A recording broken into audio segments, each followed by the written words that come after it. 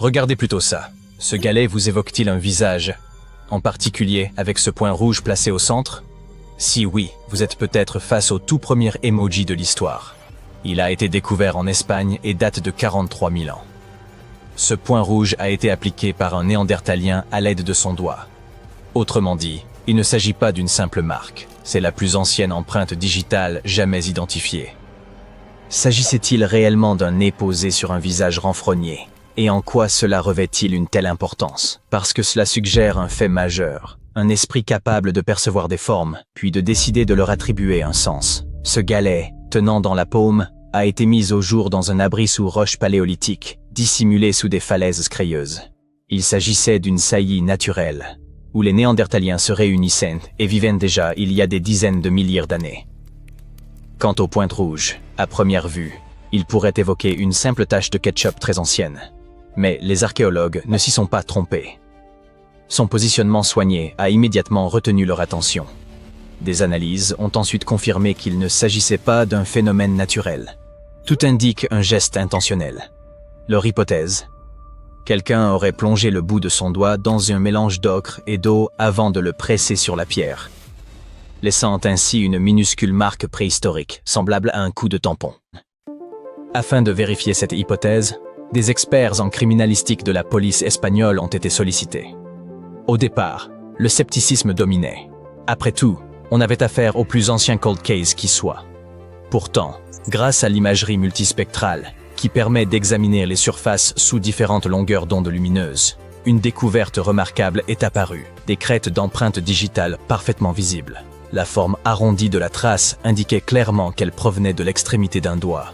La comparaison avec des bases de données a conduit à un profil probable, un homme adulte, excluant une femme ou un enfant. Mettre au jour une empreinte digitale d'un tel âge est exceptionnel.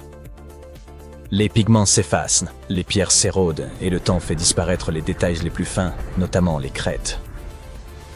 Les empreintes digitales se forment avant la naissance, durant la grossesse, et ne changent jamais par la suite.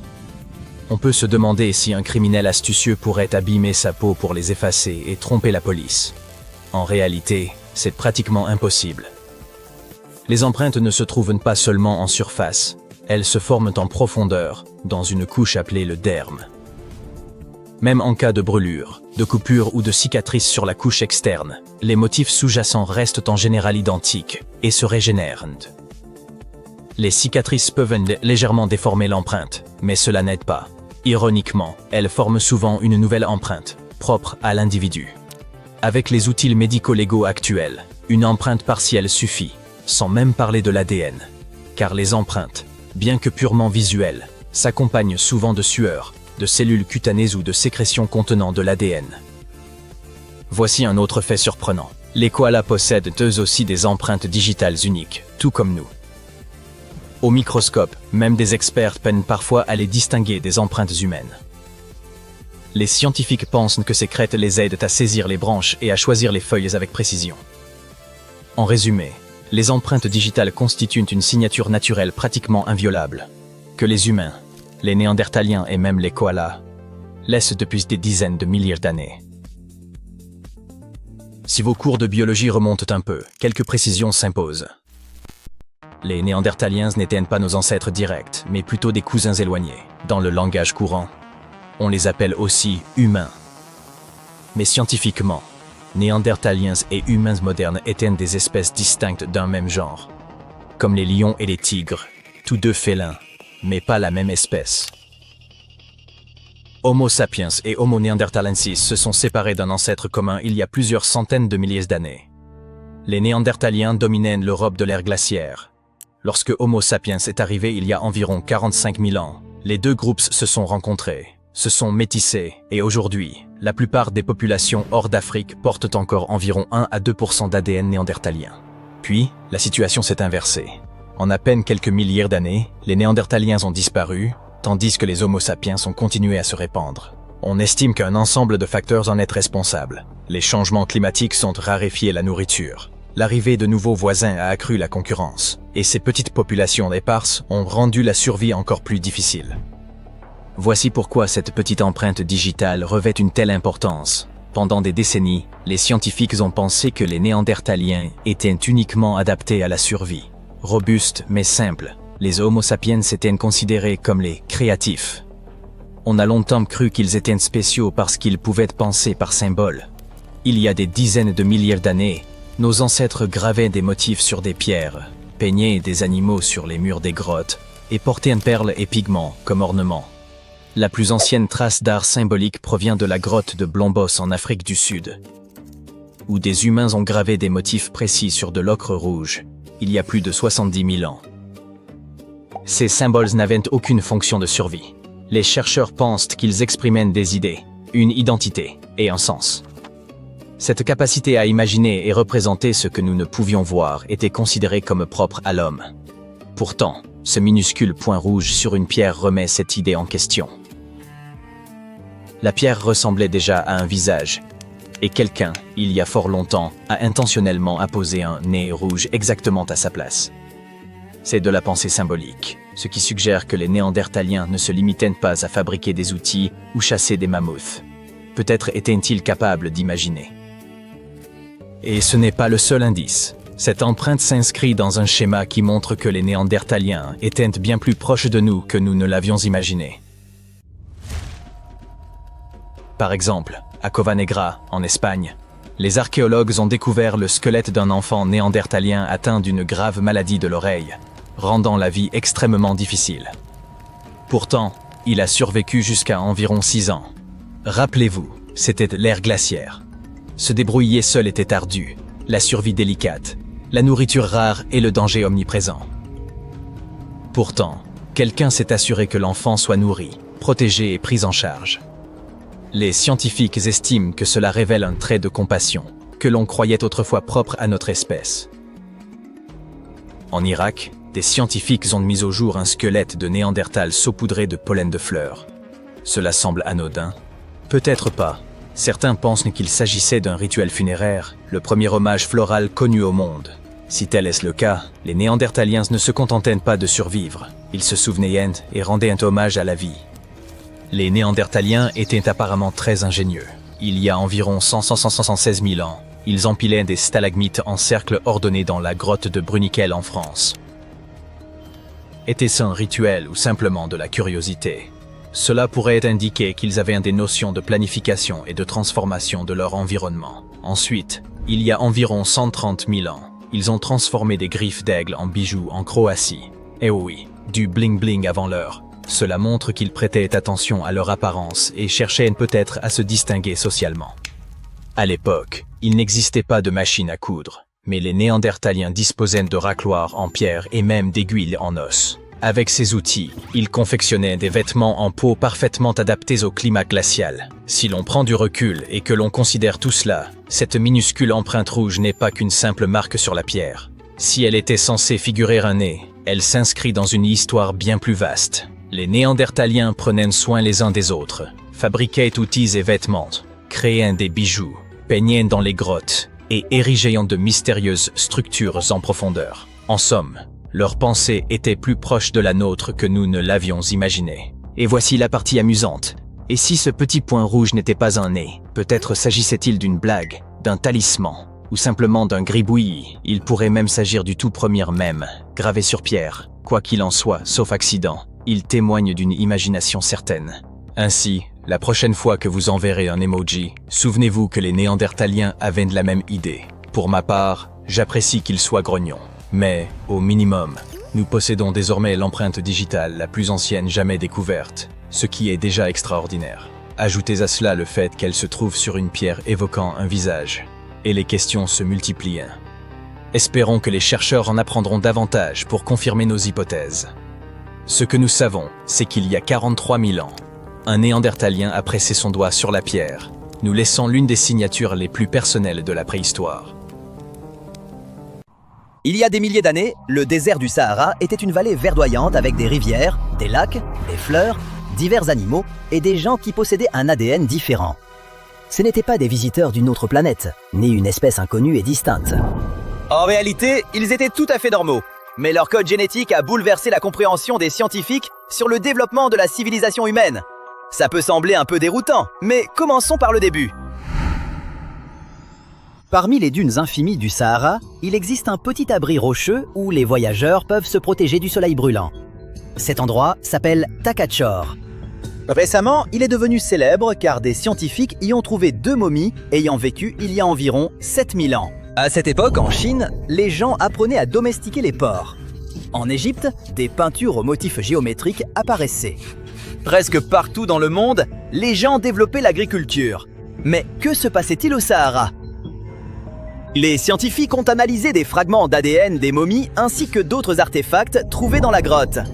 Ils ont découvert que les corps appartenaient à des femmes pasteurs. Elles vivaient à une époque où le célèbre désert était connu sous le nom de Sahara vert, en raison de son climat humide et de sa végétation abondante. Ces momies appartenaient à un groupe de personnes d'origine inconnue. Leur ADN ne contenait pas les gènes typiquement présents chez les populations vivant dans cette région. En fait, leur génome ne ressemblait à aucune autre lignée génétique connue. Il devait certainement y avoir des parents de ces gens vivant dans d'autres régions. Un code génétique similaire a été trouvé dans les restes de chasseurs-cueilleurs de la grotte de Taforalt, située au Maroc. L'ADN des gens de ces 2 grottes était tout aussi distinct de celui des populations vivant dans la partie sud du Sahara. Puisque leur ADN ne ressemblait pas aux autres génomes de la région, cette tribu devait vivre de manière assez isolée. Ils n'acceptaient probablement pas les étrangers et ne se déplaçaient pas d'un endroit à l'autre. Ils n'en avaient tout simplement pas besoin puisque le Sahara vert avait tout le nécessaire pour vivre. Un bon climat, de l'eau et de la nourriture. Ces gens de Takachor vivaient au sein de leur propre communauté, comme s'ils étaient séparés de tous les autres. Mais alors, comment ont-ils appris l'élevage ? Aujourd'hui, élever des taureaux, des chèvres et d'autres animaux semble tout à fait naturel. Mais dans un passé lointain, c'était une véritable révolution. Les techniques d'agriculture et d'élevage se sont développées à travers le monde lors de migrations massives. Imaginez un petit groupe indigène vivant dans le Sahara vert. Soudain, des milliers d'étrangers maîtrisant les techniques agricoles arrivent d'autres régions. Ils s'emparent des terres, chassent certains habitants, en laissent d'autres rester, imposent leurs propres règles et commencent à cultiver le sol. Leur colonie grandit, puis ils migrent vers une autre zone où ils diffusent à nouveau leur technologie. C'est ainsi que le progrès se développait autrefois. Du moins, c'est ce que pensaient les scientifiques. Bien sûr, lors de ces migrations, différents peuples se mélangeaient, ce qui introduisait une grande diversité dans le code génétique. Mais dans le cas de la tribu de Takachor, il n'y avait aucune diversité. Ils n'ont pas été attaqués, et les migrations à grande échelle ne les ont affectés en rien. Alors la question se pose, comment connaissaient-ils l'élevage ? C'est ce qui a surpris les chercheurs. On était convaincus que l'agriculture s'était répandue exclusivement grâce aux migrations massives. Les momies découvertes ont montré aux scientifiques que les gens échangeaient simplement des connaissances et de la culture. Peut-être qu'un voyageur est venu au campement de Takachor, leur a montré comment élever des animaux, puis est reparti. Aucun mélange génétique ne s'est produit. C'est pourquoi ils ont conservé un code génétique distinct et unique. Il est aussi possible que quelqu'un de Takachor ait voyagé ailleurs et soit revenu avec de nouvelles connaissances sur l'élevage. Personne n'a conquis personne. Personne n'a imposé ses connaissances ou ses règles. Autrement dit, ils faisaient ce que font les gens modernes. Ils partageaient leur expérience et leur savoir. Ce petit détail dans le génome des 2 momies montre que le monde antique n'était peut-être pas aussi cruel et dur qu'on l'imaginait. En un sens, le matériel génétique contenu dans ces momies raconte l'histoire de l'évolution du développement technologique et culturel de l'humanité au fil du temps. Mais il y a aussi la situation inverse, quand le développement et le progrès de la civilisation humaine façonnent notre génome. Comment ça ? Ça paraît étrange. Est-ce que les micro-ondes affectent notre ADN ou quelque chose comme ça ? Non, c'est bien plus grand que ça. Notre ADN a été modifié par le feu. Si on nous observe à travers les yeux de la nature, nous sommes des créatures très étranges à cause de notre relation bizarre avec l'un des éléments les plus dangereux au monde. Mais qu'est-ce que ça a d'étrange ? Eh bien, regardez la nature. Vous avez vu comment les gens dans les thrillers sur la vie sauvage effraient les loups et les ours avec le feu ? C'est parce que ça peut vraiment marcher, puisque beaucoup d'animaux ont peur du feu et s'en éloignent. Certains lézards apprennent à survivre aux incendies en se cachant dans des buissons déjà brûlés, des endroits où le feu ne reviendra pas. L'évolution a poussé presque tous les êtres vivants à éviter le feu, mais pas les humains. Nous sommes la seule espèce sur la planète qui ne fuit pas le feu, mais l'utilise. Aucun autre animal ne vit sous un risque constant de brûlure. L'évolution n'était pas préparée à cela et a dû rapidement ajuster nos gènes pour correspondre à notre comportement. La technologie de maîtrise du feu est l'une des plus anciennes au monde. Nous l'avons utilisée pour nous réchauffer dans les climats froids, cuisiner, produire des objets en métal et en céramique, construire des maisons et conquérir des territoires. On met des aliments chauds dans notre bouche et on boit du thé brûlant. Nous sommes les seules créatures sur la planète à mettre volontairement une source de chaleur potentiellement dangereuse dans notre bouche. Et cela dure depuis des milliers d'années. Le feu reste un outil essentiel et pendant tout ce temps, nous nous sommes brûlés. Aucune autre espèce sur Terre ne subit autant de dommages liés au feu que les humains. Et ce n'est pas qu'une question de passé. Encore aujourd'hui, nous côtoyons des cuisinières à gaz allumées, des radiateurs de voitures brûlants et de l'eau bouillante dans les bouilloires et casseroles. Et les équipements dangereux dans les usines? Le danger n'a pas disparu. Chaque personne a sûrement eu un petit accident avec quelque chose d'extrêmement chaud. Je sais que c'est mon cas. Par conséquent, au fil de l'évolution, nous avons développé un génome unique, différent de celui de tout autre être vivant. Quand on touche quelque chose de chaud Et que notre corps commence à guérir la partie endommagée, ça semble être une capacité naturelle. mais cette guérison dépend de mécanismes génétiques spécifiques. Sans eux, même un petit accident pourrait causer de graves problèmes. Le développement de ces adaptations génétiques a été un processus complexe et long, car les changements dans l'ADN ne se font pas rapidement. Pendant que l'humanité s'adaptait au feu, une sélection naturelle intense avait lieu. Certains scientifiques suggèrent même que nous descendons de ceux qui guérissaient des brûlures plus vite que les autres. Bien sûr, les mammifères possèdent aussi des adaptations liées au feu. Des scientifiques étudiant l'ADN des primates ont découvert un ensemble de 94 gènes qui s'activent en réponse aux brûlures. Alors, qu'est-ce qui nous rend différents? Chez les humains, certains de ces gènes ont évolué bien plus vite et sont devenus beaucoup plus efficaces pour guérir et combattre les bactéries. Alors, on aurait un super pouvoir dont on ne s'était jamais rendu compte. Oui, mais il y a une mauvaise nouvelle. La même réponse immunitaire qui nous permet de guérir rapidement des brûlures peut aussi causer de graves problèmes. Comment est-ce possible? Eh bien, au lieu d'utiliser des exemples avec de vraies personnes, imaginons un mannequin avec les mêmes adaptations au feu qu'un humain. Quand le mannequin reçoit une petite brûlure, disons d'un radiateur chaud sous un capot de voiture, son système immunitaire déclenche rapidement une inflammation, durant laquelle les cellules immunitaires neutralisent les dégâts. C'est une stratégie de guérison agressive, mais ça fonctionne. Cependant, si le mannequin subit une brûlure sur une grande surface, cette même défense devient dangereuse. Le système immunitaire utilise la même tactique pour les brûlures graves que pour les petites, créant une inflammation massive qui peut mettre la vie en danger. Pourquoi? Parce que l'évolution a développé une protection contre les petits incidents autour d'un feu de camp, mais pas contre les incendies massifs. Et d'ailleurs, comment les scientifiques expliquent-ils notre attrait pour les sports extrêmes et l'adrénaline? Que dit notre ADN à ce sujet? Eh bien, c'est toute une autre histoire. Vous savez ce qui est encore plus cool que les formes d'art anciennes? Les formes d'art très anciennes et effrayantes. L'une d'elles a été découverte dans une grotte en Indonésie. Sur la paroi, il y avait un étrange dessin réalisé il y a environ 67 800 ans. Ce qui est aussi étrange, c'est que les gens dessinaient déjà à une époque aussi reculée. Les scientifiques pensaient que le besoin de créativité était apparu bien plus tard. Mais entrons dans cette grotte pour examiner cette œuvre de plus près. Les scientifiques ont découvert une image étrange sur l'île tropicale de Muna, au large de la côte sud-est de Sulawesi. Ici se trouve une grotte que les habitants appellent Liang Metaduno. On pourrait qualifier cet endroit de véritable exposition d'art ancien. Des silhouettes humaines, des bateaux avec des passagers, des cavaliers et d'autres dessins inhabituels ont été peints ici avec des pigments rouges, bruns et noirs. Mais récemment, les scientifiques ont trouvé quelque chose d'encore plus ancien et plus étrange. Toutes les images de cette grotte ont été réalisées il y a plusieurs milliers d'années. Cependant, le dessin récemment découvert s'est avéré vieux de plus de 67 000 ans. Ainsi, au plafond, à côté d'un dessin brun représentant un poulet, les spécialistes ont découvert deux mains. L'une d'elles avait un doigt pointu ressemblant à une griffe animale. Alors, qu'est-ce que ça signifie? Les scientifiques pensent que l'auteur a voulu exprimer le lien entre l'humain et l'animal. Mais le simple fait de dessiner une telle main est aussi surprenant. D'habitude, dans les peintures rupestres, on voit des petites silhouettes humaines ou des animaux. Mais ici, l'auteur a décidé de tracer le contour de sa propre main et d'y ajouter une griffe. Cette œuvre montre l'intention de l'artiste. Il a représenté quelque chose qui n'existe pas, quelque chose que son imagination a inventé, et il l'a exprimé. Que voulait-il transmettre et que ressentait-il à ce moment-là? Peut-être a-t-il connu les affres de la création? Peut-être qu'après avoir terminé son dessin, il a appelé ses amis pour venir l'évaluer? Imaginez des foules d'hommes des cavernes se rendant à une exposition où un artiste célèbre a créé une nouvelle œuvre.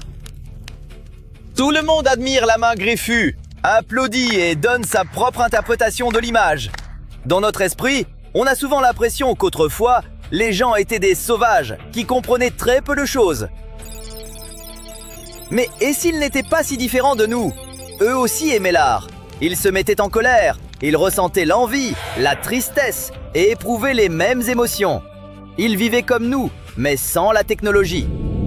Les vestiges archéologiques comme celui-ci nous aident vraiment à mieux comprendre le développement de l'humanité. Mais pourquoi les scientifiques pensent-ils qu'il s'agissait d'abord d'un pochoir de mains humaines? Peut-être que c'était une sorte de créature, comme un yéti, et que ses mains ressemblaient vraiment à des pattes d'animal. Les spécialistes disent que les empreintes de mains étaient peut-être liées à des rituels pour éloigner le malheur. Et si l'auteur avait tenté de chasser la malchance avec sa main et y avait ajouté une griffe pour la rendre plus effrayante? De manière générale, après cette découverte en Malaisie, les chercheurs ont remis en question la vision eurocentrique de l'intelligence des peuples anciens. Pendant longtemps, le monde scientifique a cru que les capacités cognitives de l'homme moderne avaient commencé à se développer lorsque des populations ont migré vers l'Europe occidentale. Mais désormais, au vu de ce qui a été trouvé sur l'île de Muna, le développement de l'humanité a pu se produire indépendamment dans différentes régions de la planète. Cette découverte complète parfaitement une autre collection de peintures rupestres en Indonésie. En 2019, des scientifiques ont découvert des représentations de silhouettes humaines, avec des têtes et des queues d'animaux. Ces étranges créatures chassaient des phacochères et des buffles nains endémiques. Peut-être que les auteurs s'imaginaient comme ces êtres mi-animaux, mi-humains, et voulaient se donner l'apparence d'animaux. Ces dessins datent d'environ 51 000 ans.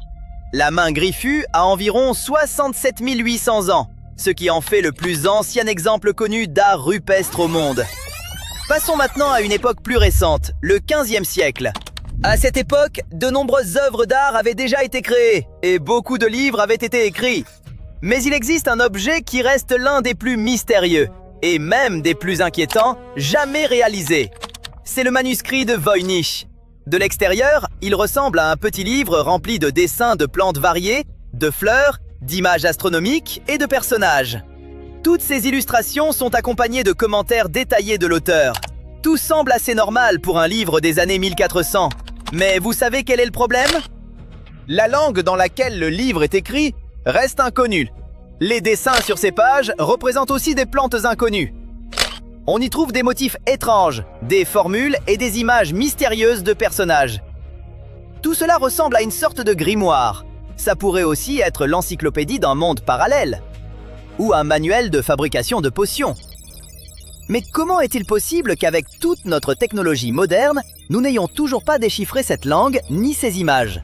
Qui était l'auteur? Que voulait-il nous dire? Et qui était ce Voynich exactement?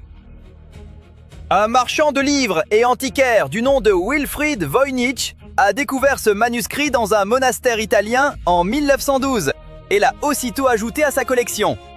Le contenu étrange du livre a vite attiré l'attention des scientifiques. Pendant des décennies, historiens, linguistes, programmeurs et autres spécialistes ont tenté de comprendre ce qui était écrit sur ces pages, mais personne n'y est parvenu. Bien sûr, il y a eu des théories. Certains scientifiques pensaient que c'était écrit en hébreu. Des botanistes ont suggéré que la langue... D'un côté, il pourrait s'agir d'une langue inconnue qui a disparu. De l'autre, ce pourrait être une sorte de code. Mais qui était l'auteur? Certaines théories attribuent le manuscrit au philosophe et scientifique anglais Roger Bacon. D'autres étaient convaincus que l'œuvre appartenait à Léonard de Vinci, mais rien ne l'a confirmé. La théorie la plus plausible avance que le manuscrit a été rédigé dans une langue disparue, autrefois parlée en Méditerranée au Moyen-Âge. Les gens la parlaient, mais ne l'utilisaient pas dans les documents officiels ou importants. Une autre hypothèse suggère qu'il pourrait s'agir d'une langue oubliée du Moyen-Orient ou d'Asie. Bon, admettons que ce soit vrai, et que le livre soit écrit dans une langue que tout le monde a oubliée. Mais qu'en est-il de ces étranges dessins? Les plantes, les images astronomiques, les motifs inhabituels, qu'est-ce que c'est? C'est peut-être une grande encyclopédie sur la pharmacie, la nature et l'espace, un traité sur le monde naturel, ou quelque chose dans ce genre. On peut bâtir plein de théories et d'hypothèses, mais vous savez ce qui est vraiment génial? Vous pouvez essayer de résoudre le mystère de ce livre étrange par vous-même. L'intégralité du manuscrit de Voynich a été numérisée en haute qualité et publiée en ligne. Essayez de le déchiffrer et écrivez en commentaire ce que vous avez réussi à découvrir. Notre prochain artefact archéologique est encore plus étrange que le précédent. Au XVIIIe siècle, des pêcheurs japonais ont jeté un filet dans la mer et en ont sorti une sirène momifiée. Bien sûr, officiellement, ce n'était pas une vraie sirène, mais elle avait l'air très réaliste et même effrayante. Pendant longtemps, cette trouvaille a été conservée dans un musée et considérée comme un objet sacré. Mais, et si c'était vraiment une sorte de sirène? Et si, jadis, un peuple aquatique avait vécu dans l'océan? Pour vérifier ces théories, les scientifiques ont analysé la trouvaille et déterminé que l'objet était artificiel. Quelqu'un de talentueux avait utilisé des os, la peau d'un poisson-globe et de la fourrure animale pour créer cette figure grotesque. Mais ce n'était pas une simple sculpture. Selon les spécialistes, c'était un talisman censé offrir une longue vie à son propriétaire. Terminons notre récit par quelque chose de vraiment effrayant et sinistre. Vous savez sans doute qu'il y a des siècles, les Européens croyaient aux vampires. Oui, on trouve de nombreux livres et documents historiques à leur sujet, mais tout semble relever de la légende. Pourtant, il y a quelques années, des archéologues ont découvert des preuves assez glaçantes que les gens croyaient. Les spécialistes ont trouvé en Pologne une sépulture vieille de plus de 400 ans. Elle contenait le squelette d'une jeune femme. Une faucille avait été placée en travers de son cou et un cadenas avait été fixé au gros orteil de son pied gauche. Les scientifiques ont supposé que les habitants craignaient que cette femme ne devienne un vampire et ne sorte de sa tombe. Alors, par précaution, ils ont ajouté ces objets à son corps. Ces derniers temps, les océans mystérieux ont livré pas mal de trésors perdus. Non, pas de l'or ni des perles, quelque chose de bien plus précieux. Près de la Sicile, des plongeurs ont trouvé une épave de 2500 ans, cachée à 6 mètres sous l'eau. Elle est si ancienne que les experts ignorent même de quoi elle était faite. Nous voilà à une époque d'intrigues, de conflits, de construction navale et de découvertes. Mais attendez, les restes du bateau étaient à 6 mètres sous l'eau? Ce n'est pas profond. Presque tout plongeur amateur peut y descendre. Alors comment rester caché 25 siècles? En fait, il n'était pas exposé comme un décor de cinéma. Avec le temps, les tempêtes et les courants l'ont enseveli sous des couches de sable et de roches, le faisant passer pour un simple relief du fond marin. S'il a été retrouvé, c'est grâce à des scans très avancés. Les chercheurs ont joué à cache-cache en version high-tech, avec un sonar repérant les lignes et motifs que le sable cachait depuis des siècles. Le navire date du 5e ou du 6e siècle avant notre ère. À l'époque, la Sicile n'était pas seulement l'île du plus haut volcan d'Europe, l'Etna. C'était l'un des hauts lieux de l'ancien monde. À cette époque, la Méditerranée était une autoroute mondiale et la Sicile, le péage. Les Grecs venaient de l'Est et fondaient des colonies côtières. Les Carthaginois avançaient de l'Ouest, venus d'Afrique du Nord. Syracuse gagnait en puissance. Carthage soutenait ses rivales. Tout cela a provoqué des face-à-face, des alliances et même des batailles navales. Parce que contrôler la Sicile, c'était contrôler les routes commerciales. Et le commerce à l'époque, c'était tout. Huile d'olive, vin, belles céramiques et métaux. Grecs et Carthaginois se sont affrontés pendant environ 350 ans. Le mystère du navire englouti s'épaissit encore. Était-ce un navire de guerre, un marchand ou autre chose? On ignore qui l'a construit et ce qu'il transportait. Les archéologues ignorent même quelle essence de bois a servi. Il est fragile et très dégradé. Ils savent seulement que la coque utilise une rarissime technique à border premier. D'habitude, on bâtit la charpente, puis on fixe les planches. Pas ici. Les bâtisseurs ont d'abord assemblé les planches bord à bord, comme un immense puzzle en bois. puis ajouter les membrures pour soutenir l'ensemble. Cette méthode n'a été utilisée que brièvement dans la construction grecque, ce qui fait de l'épave sicilienne un aperçu rarissime de cette expérimentation navale, et peut-être un indice sur son origine. Mais ce n'est pas tout. Les plongeurs ont aussi trouvé plusieurs ancres. 2 étaient en fer, en forme de T inversé, et venaient probablement du 7e siècle de notre ère, plus de 1000 ans après le naufrage. Bref, il reste encore à découvrir. Ce navire n'est pas un hasard. Il fait partie du projet Koukana. C'est une enquête de longue haleine sur le passé sous-marin de la Sicile, menée depuis 2017. Ce navire pourrait être leur plus belle prise. Et l'équipe repart chaque année en expédition, avec de nouvelles découvertes importantes. Pourtant, l'histoire continue. 3 autres découvertes récentes valent le détour. D'abord, cap à l'ouest, en Espagne, où une histoire presque identique s'est produite. Au large de Murcie, des archéologues ont remonté quelque chose d'incroyable. Un navire phénicien vieux de 2600 ans, appelé Mazaron II. Des plongeurs l'avaient repéré dans les années 1990. Mais l'équipe a choisi de le laisser sur place. Souvent, on les laisse sur place s'ils sont stables et protégés. Mieux vaut la laisser stable que la briser en la déplaçant. Et ça a marché jusqu'à l'an dernier, quand le sable s'est mis à bouger, exposant l'épave aux vagues, au courant et à la dégradation. Les archéologues ont donc fini par intervenir et l'ont remonté planche par planche, comme un squelette de dinosaure qu'il faudrait ensuite reconstituer. Mais voici le point essentiel. Contrairement aux épaves aussi anciennes, souvent en morceaux, Mazaron II est remarquablement conservé, de la proue à la poupe. Ces bâtisseurs phéniciens étaient de grands marins et marchands. Bien avant Rome, ces gens sillonnaient la Méditerranée et transportaient du cèdre venu du Liban. Ils vendaient aussi verreries, vin, huile d'olive et leur produit le plus cher, la pourpre. Elle coûtait si cher que seuls les riches en avaient. Peut-être furent-ils les premiers à naviguer à l'étoile polaire, traversant des eaux que d'autres redoutaient. Maintenant, cap sur l'Afrique, au large du Kenya. Là, des archéologues ont peut-être trouvé une épave liée à Vasco de Gama, l'un des plus célèbres explorateurs. Ce navigateur portugais est devenu, en 1498, le premier Européen à atteindre l'Inde par la mer. Ce seul voyage a ouvert la route directe du commerce des épices entre l'Europe et l'Asie, rendant le Portugal riche et puissant. Le navire serait le São Jorge, issu du dernier voyage de Vasco de Gama. Les archives disent qu'il a coulé au large du Kenya pendant une tempête, et l'épave sous les récifs coralliens semble dater de la bonne époque. Si confirmé, ce serait l'un des 8 navires portugais de cette époque encore dans l'océan Indien. C'est comme trouver un chapitre manquant d'un livre sur les grandes découvertes. Contrairement à l'épave espagnole, celle-ci n'a pas été remontée. Elle est toujours là. Au lieu de la sortir, ils veulent en faire un musée pour plongeurs. Ça a l'air génial. Le genre de découverte qui donne envie de s'y mettre. Si vous croyez que ces trouvailles n'arrivent qu'aux archéologues, détrompez-vous. La suivante n'a pas été faite avec sonars avancés et gros matériel. Non.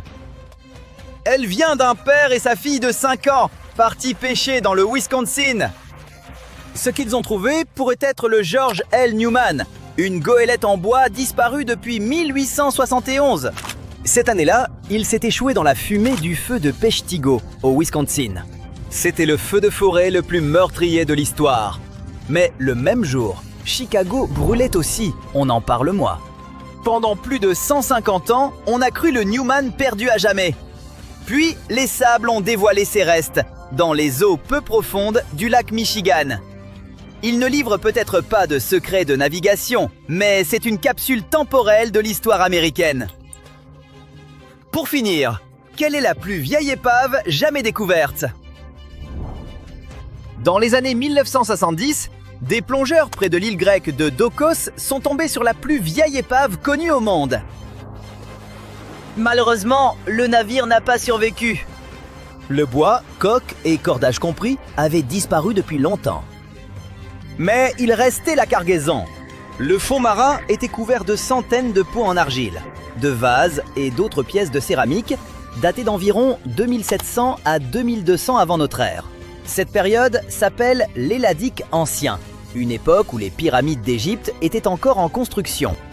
Avec ces céramiques, les archéologues ont trouvé encre de pierre et meules, de premières preuves du commerce maritime humain.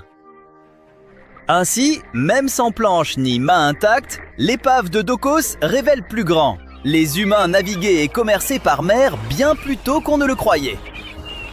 Ce n'est pas un trésor de pirates, mais pour l'histoire, c'est inestimable.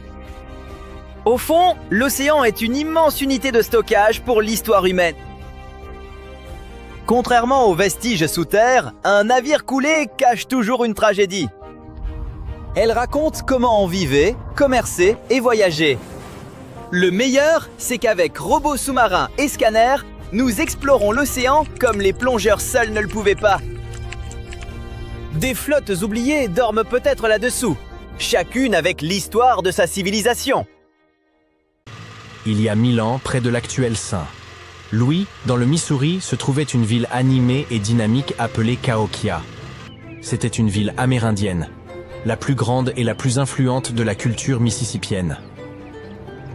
À son apogée vers 1050 avant notre ère, Cahokia abritait jusqu'à 30 000 personnes, ce qui en faisait une ville plus grande que Paris à l'époque. Mais ce qui est intéressant, c'est que Cahokia n'avait pas de grand marché. Habituellement, le commerce était le pilier de toute grande ville, et pourtant celle-ci suscite l'intérêt des archéologues. C'est parce que Cahokia ne se consacrait pas au commerce. C'était une question de culture, de communauté et de fêtes. Les habitants y organisaient d'immenses fêtes qui duraient plusieurs jours. La caractéristique la plus grandiose de la ville était sa place de 50 acres, entourée de pyramides de terre impressionnantes. Cet espace immense pouvait accueillir plus de 10 000 personnes. Imaginez-les toutes réunies là-bas pour des festivités, dansant, buvant des cafés et des thés, festoyant de viande de cerf et pariant sur des sports. Les événements étaient extrêmement animés. Les Cahokiens portaient des costumes impressionnants, coiffaient leurs cheveux de manière intéressante et décoraient leur corps de tatouages. Les athlètes jouaient à un jeu appelé Chunky, où ils lançaient des lances sur un disque de pierre roulant, en compétition pour s'en approcher le plus possible. Le rugissement de la foule emplissait l'air, et les artistes démontraient leur talent. Ces célébrations étaient aussi sauvages qu'elles ont laissé des traces dans l'histoire.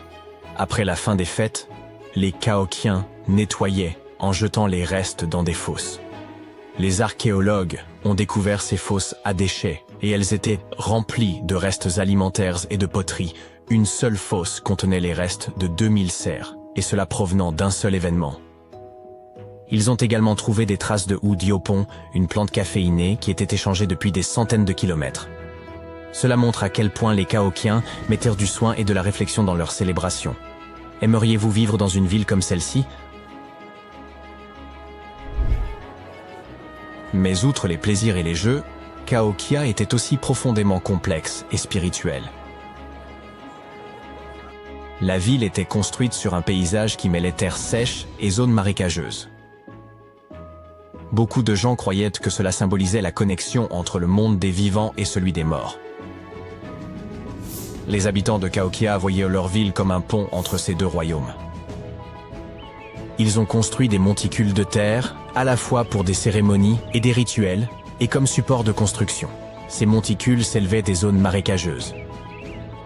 Pendant ce temps, les gens s'installaient dans les endroits plus secs. Des chemins surélevés reliaient ces quartiers, créant un lien physique entre la vie et la mort.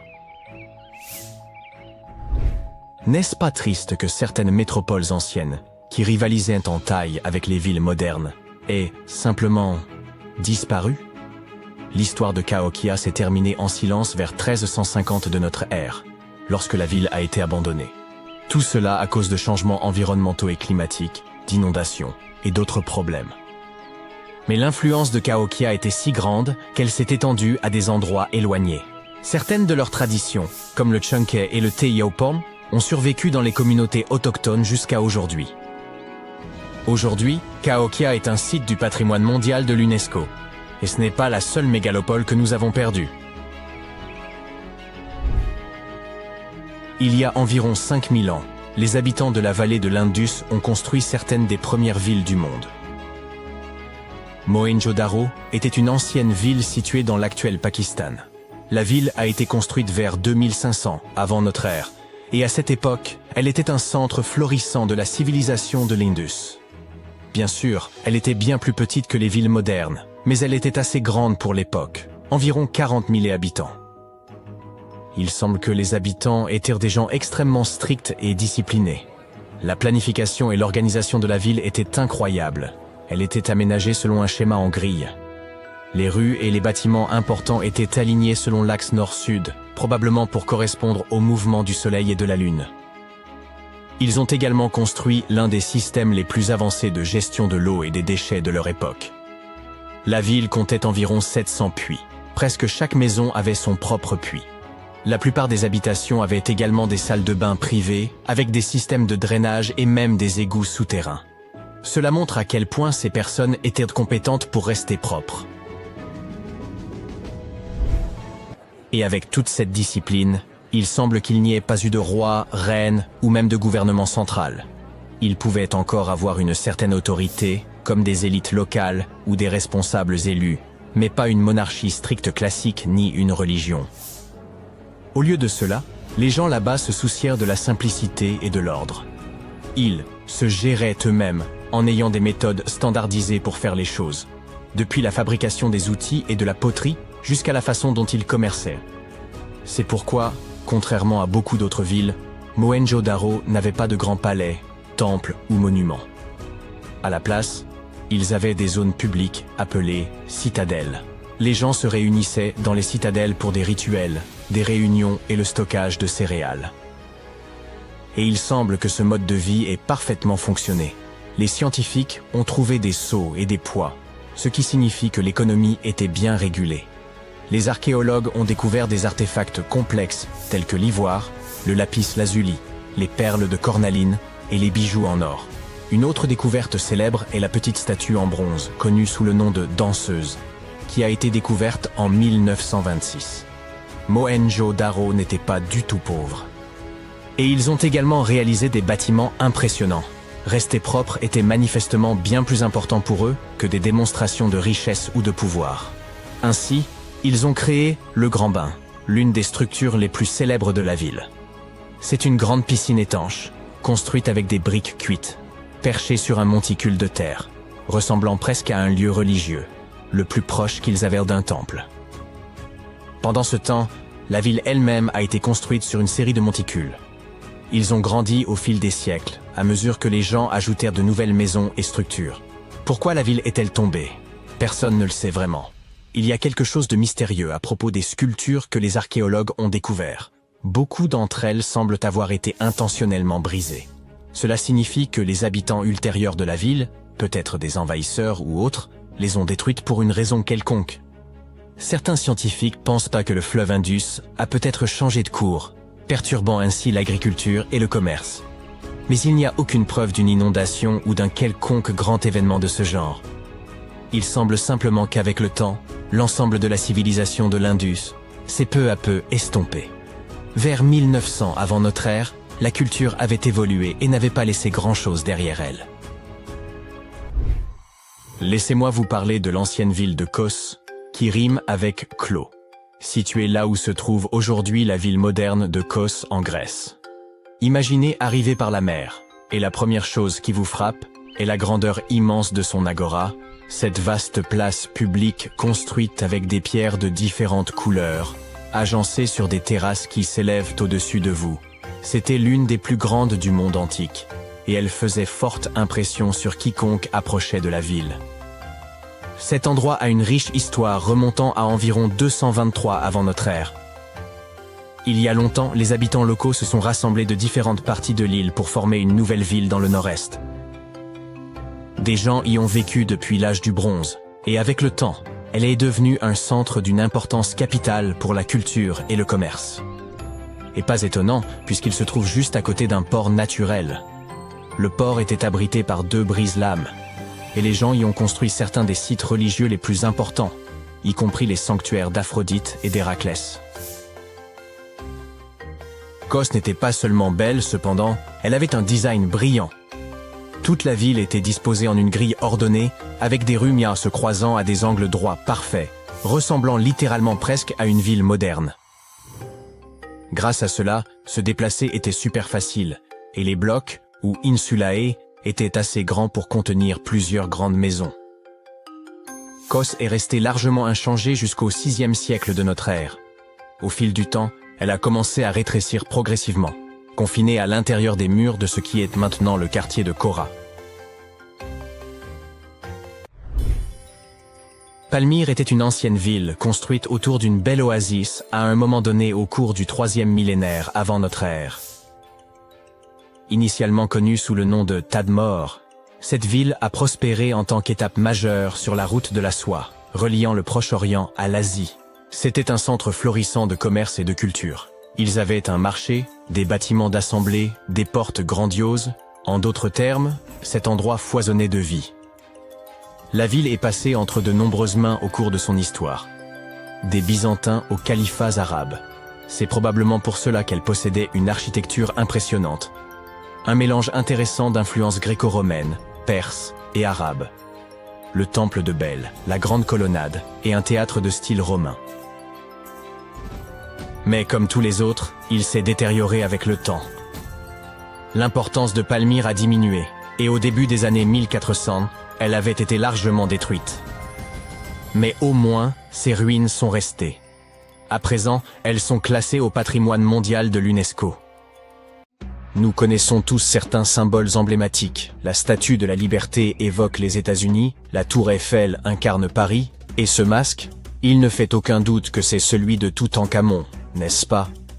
On pourrait croire que les historiens ont déjà exploré jusqu'au moindre détail de l'histoire du roi Toutankhamon, mais détrompez-vous. Les éléments les plus évidents passent parfois inaperçus.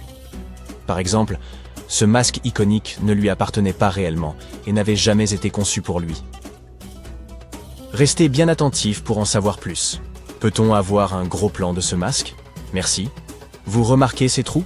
Ils servaient à fixer des boucles d'oreilles. Et le fait est que dans l'Égypte ancienne, les boucles d'oreilles étaient principalement portées par des femmes ou des enfants de haut rang. Si vous connaissez bien l'histoire, vous pourriez objecter « Mais Toutankhamon était un jeune garçon, n'est-ce pas ?» Et vous auriez raison. Il a accédé au trône à seulement 9 ans. Hélas, son règne fut de courte durée, car il est mort très jeune. À 9 ans, il portait donc peut-être encore des boucles d'oreilles, mais il a probablement cessé d'en mettre en grandissant. Cela semble logique, n'est-ce pas? En réalité, pas tant que ça. Il aurait été très surprenant que l'on prépare un masque funéraire pour un enfant, car personne ne s'attendait à ce qu'il meure si tôt. Et certainement pas à 9 ans. Sa disparition soudaine suggère plutôt que le masque utilisé n'était que la meilleure option disponible au moment de son trépas. D'autres indices indiquent que ce masque a été choisi dans l'urgence. Bien que son corps momifié ait pu attendre quelque temps, ses proches souhaitèrent lui assurer un passage rapide vers l'au-delà. Certains spécialistes pensent même que la peinture du tombeau n'avait pas encore séché lorsqu'il fut scellé. Pourtant, observez son masque. C'est une œuvre d'art. Impossible qu'il ait été réalisé à la hâte. Il est bien plus raffiné que les simples masques en cartonnage. Cette pièce emblématique mesure 53 cm de haut, est sertie de pierres précieuses et arbore une barbe postiche en or massif de 2,5 kg, portant le poids total du masque à 10 kg. D'accord, il faut admettre que tout cela devient un peu déroutant. On parle donc d'un masque d'enfant mais qui arbore une barbe. Je doute que vous ayez déjà croisé un garçon de 9 ans avec un bouc, et moi non plus. Prenons un instant pour y réfléchir. Le visage d'un adulte n'a rien à voir avec celui d'un enfant. Un détail intéressant, la croissance faciale ralentit considérablement après 16 ans, ce qui signifie qu'à sa mort, à 19 ans, Toutankhamon aurait indéniablement eu des traits d'homme. Imaginez un instant qu'on ait tenté d'ajuster un masque enfantin sur un adulte. Ça aurait été absurde, et personne n'aurait pu laisser une telle erreur se produire. Écartons donc cette hypothèse. Venons-en à la seconde possibilité. Si vous vous souvenez bien, des spécialistes avancent que ce masque aurait d'abord appartenu à une femme. C'est précisément là qu'intervient la question de la barbe. Selon certaines analyses, elle aurait pu être ajoutée ultérieurement. Plus intrigante encore, et si ce masque avait été conçu pour Néfertiti elle-même, avant qu'elle ne se retrouve privée du sien? Si cela s'avère exact, nous serions face à une double découverte. Pour l'instant, cela peut sembler relever du pur fantasme, mais explorons cette piste plus en détail. Toutankhamon est mort vers 1323 avant notre ère, probablement des suites du paludisme, sans compter d'autres problèmes de santé, comme une fracture à la jambe, qui indiquent un état physique précaire. Quant à Néfertiti, sa mort demeure entourée de mystères. Aucun document fiable ne précise ni la date, ni le lieu de son inhumation. On estime qu'elle aurait disparu vers 1330, avant notre ère. Mais rien n'exclut qu'elle ait vécu plus longtemps, et que ce masque ait été conçu pour elle avant d'être réattribué. Ou bien, peut-être s'est-on simplement servi de son masque funéraire pour Toutankhamon. Après tout, ils faisaient partie de la même lignée. Enfin, d'une certaine manière. On dit qu'elle avait été sa belle-mère, ayant épousé Akhenaton, supposé être le père de Toutankhamon. Toutefois, cette filiation reste sujette à débat parmi les spécialistes. Il faut bien admettre que les liens de parenté dans l'Égypte antique sont un véritable casse-tête. Je vois bien que vous n'êtes pas totalement convaincu par l'idée que Toutankhamon ait pu hériter d'un masque féminin. Laissez-moi donc vous exposer une autre hypothèse. Voici Howard Carter, un archéologue célèbre pour avoir découvert la tombe du jeune pharaon. Située dans la vallée des rois, aux abords de Luxor, cette sépulture a stupéfié le monde entier par son état de conservation. En y pénétrant, Carter a relevé une anomalie. L'ensemble ne correspondait pas aux critères habituels d'un pharaon. Bien que raffiné, l'endroit dégageait une atmosphère singulière, laissant supposer qu'il avait été conçu pour une femme. De manière générale, les pharaons bénéficièrent de sépultures plus vastes, adaptées à leur rang. Et plus troublant encore, la disposition du tombeau suivait une orientation spécifique. Ce détail ne pouvait être ignoré. La configuration était typique des tombes destinées aux souveraines égyptiennes. Autre élément suspect, la structure semblait avoir été aménagée par étapes, et les quelques 2000 objets qui y avaient été déposés l'avaient manifestement été à la hâte. Plus étrange encore, nombre de ces artefacts paraissaient destinés à d'autres membres de la famille royale. Carter a mis au jour ce site funéraire en 1922, mais son caractère étrange demeurait inexpliqué. Près d'un siècle plus tard, Nicholas Reeves a pensé avoir percé le mystère. Selon lui, le roi Toutankhamon n'aurait peut-être pas été le premier occupant de cette tombe. Il a avancé l'hypothèse que le tombeau inviolé de la reine Néfertiti pourrait se dissimuler derrière les parois de la chambre funéraire du jeune pharaon. Nicholas a passé des mois à analyser des clichés en haute résolution, scrutant chaque pixel avec minutie. Un jour, il s'est attardé sur des scans détaillés révélant la texture des murs sous les couches de peinture. Il a alors cru discerner les contours de 2 portes dissimulées, scellées et recouvertes d'enduit pour les rendre invisibles. Plus il observait, plus l'idée paraissait plausible. Pourrait-il s'agir d'un tombeau dans un tombeau ? Il a ainsi émis l'hypothèse qu'une salle de stockage cachée se trouvait derrière le mur occidental du tombeau de Toutankhamon et que sa chambre funéraire ne constituait que la section la plus externe d'un ensemble de pièces agencées en enfilade. L'idée était séduisante, mais pardon de vous décevoir. La théorie de Reeves a été réfutée. Pour vérifier son bien-fondé, les chercheurs ont utilisé un radar à pénétration de sol afin de sonder l'invisible. Reeves pensait que d'éventuels vides dans la structure pouvaient révéler l'existence de salles annexes. En 2015, un expert a même cru en identifier une. Pourtant, après des vérifications approfondies l'année suivante, il est apparu qu'aucun passage secret n'existait. Néfertiti n'est d'ailleurs pas la seule souveraine d'Égypte dont le lieu de sépulture demeure une énigme fascinante. Une légende intrigante rapporte que Cléopâtre aurait un jour déclaré « Aucun homme ne trouvera jamais ma tombe ». Elle ne croyait pas si bien dire, surtout lorsque l'on sait que la personne ayant le plus progressé dans cette quête n'est autre qu'une femme. Plusieurs millénaires après la disparition de Cléopâtre, bien qu'aucun homme n'ait découvert sa tombe, l'archéologue Kathleen Martinez estime avoir percé le mystère. Depuis près de 20 ans, elle mène des recherches sur la sépulture de Cléopâtre VII et a récemment mis au jour un buste qui, selon elle, représenterait la célèbre reine. Cependant, son interprétation ne fait pas l'unanimité. Certains spécialistes jugent que le visage sculpté ne correspond pas à celui de Cléopâtre. Outre cette énigmatique statue de marbre, l'équipe de Martinez a exhumé 337 pièces, dont certaines, moins sujettes à controverse, arborent le profil de la reine. Toutefois, rien n'a été officiellement confirmé. L'existence du petit buste ne fait aucun doute. Taillé dans du marbre blanc, il tient dans une main et représente une femme couronnée, d'après un communiqué du ministère égyptien du Tourisme et des Antiquités. La grande question, cependant, est de savoir qui il représente réellement. Martinez affirme qu'il s'agit d'une effigie de Cléopâtre VII, mais de nombreux archéologues soulignent que les traits de la statue ne correspondent pas et avancent qu'il pourrait plutôt s'agir d'une princesse. Enfin, brisons un instant le mythe. Certains pensent que la phrase attribuée à Cléopâtre « Aucun homme ne trouvera jamais ma tombe » est mal interprétée. Si elle l'a réellement prononcée, elle voulait sans doute dire « aucune âme vivante » sans rapport avec le sexe de cette dernière. Des tunnels, des métros, des réseaux souterrains et même des passages secrets permettant d'accéder aux maisons des personnes riches et célèbres. Pourquoi avons-nous besoin de tunnels, vous demandez-vous peut-être? Pour se cacher. De nombreuses villes ont des tunnels souterrains et même des doubles souterrains. Maintenant, soyons clairs, ces passages ne sont normalement pas reliés entre eux, contrairement à la rumeur populaire selon laquelle il serait possible de se rendre d'Écosse en Turquie en empruntant des passages secrets construits il y a environ 5000 ans. Oui, si construire cela semblerait fou même aujourd'hui, imaginez à l'époque.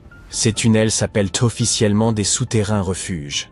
Et ils ont probablement été construits au Moyen-Âge. Mais nous ne connaissons pas la date exacte de leur création. C'est en Bavière qu'ils sont le plus nombreux. Mais on en trouve aussi beaucoup en Grande-Bretagne et en France. Les souterrains refuges, qui sont absolument uniques dans le monde entier, se caractérisent par des couloirs étroits de forme ovale et des goulets d'étranglement appelés, en allemand, Schlupf ou Sleep-Out en anglais. Malgré les spéculations, leur fonction reste un mystère. Cependant, certains de ces tunnels sont équipés de cheminées et même d'évents, ce qui pourrait signifier qu'ils servaient principalement d'abri. Datant du Moyen-Âge, peut-être même du XIIe siècle, les souterrains refuges manquent de marqueurs archéologiques et nous n'avons aucun document historique à leur sujet. Il n'est donc pas surprenant que de nombreuses rumeurs circulent sur leur fonction. Certains scientifiques sont convaincus qu'il s'agissait d'espaces de stockage, bien que leur étroitesse rende cette hypothèse peu plausible. D'autres pensent qu'ils servaient de cachette aux agriculteurs lors des invasions tribales. Cependant, le fait qu'ils ne disposent que d'une seule entrée remet en question leur efficacité pour échapper aux menaces.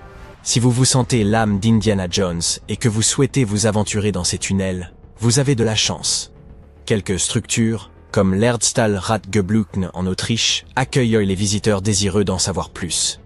Cependant, la plupart des souterrains refuges sont fermés au public. Les origines de ces tunnels souterrains restent largement inconnues, tout comme leur véritable fonction. Et si vous vous dites « nous sommes au XXIe siècle, nous pouvons à peu près tout étudier », eh bien, vous vous trompez. Ce qui rend ces tunnels difficiles à comprendre, ce sont leurs dimensions réduites. Les méthodes d'arpentage traditionnelles s'avèrent souvent inadaptées dans de tels espaces. Pour résoudre ce problème, les scientifiques utilisent un appareil portatif équipé d'une caméra RVB, d'un gyroscope et de capteurs de profondeur haute résolution, ce qui leur permet de relever les moindres détails à l'intérieur des tunnels. Ils ont également recours à des techniques modernes telles que la topographie 3D dans l'espoir de découvrir les véritables origines et fonctions de ces tunnels. Une hypothèse suggère même qu'il s'agissait peut-être de logements mal conçus, abandonnés lorsque leurs insuffisances furent devenues évidentes. Pourtant, tout le monde n'est pas tout à fait d'accord avec cette idée.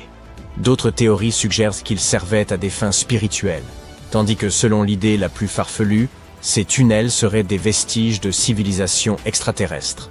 Les experts pensent toutefois qu'ils servaient simplement à des fins pratiques, pour l'entreposage des biens ou comme cachette contre les pillards. Comme nous n'avons pas d'informations précises sur leur origine, il se peut que n'importe qui, même un paresseux, ait pu les construire. Non, je ne suis pas fou. Les paresseux peuvent effectivement construire des tunnels géants. Regardez plutôt.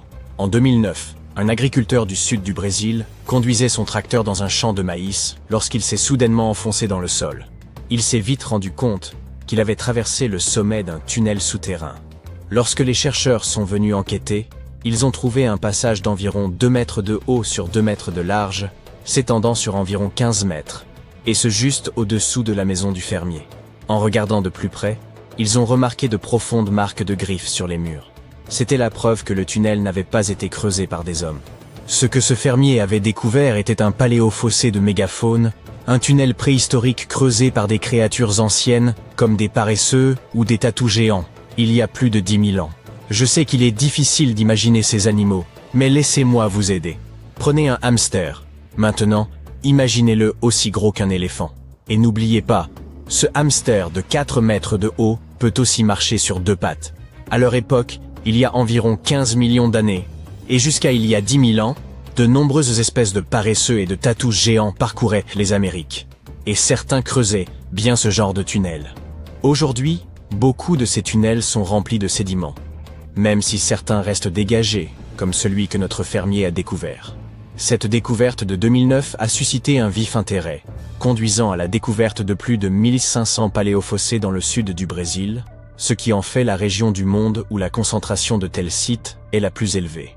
Mais personne ne sait exactement pourquoi il y en a autant dans le sud du Brésil. Bien que certains paléofossés existent dans toute l'Amérique du Sud, on n'en a trouvé aucun en Amérique du Nord, ce qui est étrange, car ces énormes paresseux parcouraient tout le continent.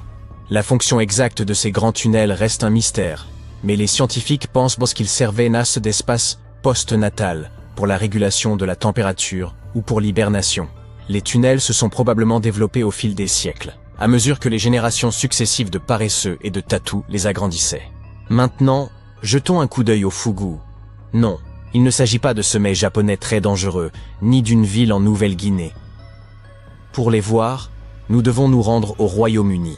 Les Fugu sont également des structures souterraines, mais ils ne ressemblent pas exactement à des tunnels.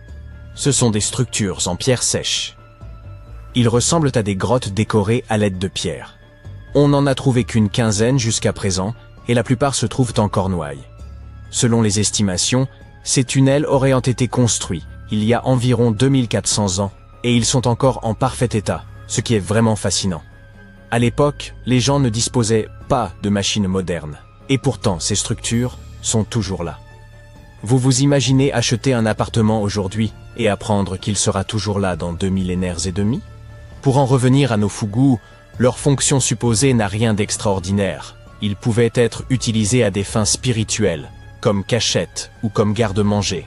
Cette dernière fonction est cependant un peu surprenante. Je suppose que ce n'est un secret pour personne que l'Angleterre est réputée pour son taux d'humidité excessif, et que si vous voulez bien conserver vos aliments, vous devez éviter l'humidité à tout prix. Sinon, vous pouvez dire bonjour à la moisissure et aux champignons. Mais les peuples anciens n'étaient pas bêtes du tout, autrement ils n'auraient pas survécu, et vous et moi ne serions pas là aujourd'hui. Ils utilisèrent donc peut-être ces Fugu pour stocker certains produits, des produits présentant une moisissure naturelle, et contribuer ainsi à la conservation des denrées périssables, comme le lait, le beurre et le fromage. Mais bon, ce ne sont là que suppositions. La véritable fonction de ces tunnels reste inconnue. Ce qui rend les Fugus uniques, c'est qu'il s'agit de tunnels construits délibérément, et non de mines creusées comme on en trouve au pays de Galles, par exemple. Ils ont été réalisés par l'excavation de tranchées profondes, puis revêtus de dalles de pierre de fête, avant qu'on y déverse du remblai. Tout cela demandait beaucoup de temps et d'efforts. Cependant, quelle que soit la difficulté, les villes du monde entier sont souvent bâties sur des réseaux de tunnels complexes, uniques à chaque endroit.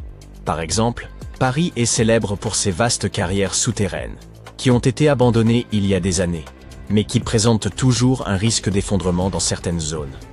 Londres possède l'un des plus grands réseaux de tunnels au monde, dont beaucoup ont été spécialement créés à des fins militaires. À New York, des rumeurs circulent sur l'existence de tunnels secrets, tandis qu'à Los Angeles, on trouve d'anciens tunnels datant de la Prohibition, utilisés par les bars clandestins. De nombreuses autres villes possèdent d'énigmatiques tunnels. Et étonnamment, la Floride ne fait pas exception. Remontons jusqu'en 2011, à Ybor City. Près d'un ancien bureau de poste, une inondation a fait apparaître quelque chose d'étrange. Les vestiges d'une structure inconnue.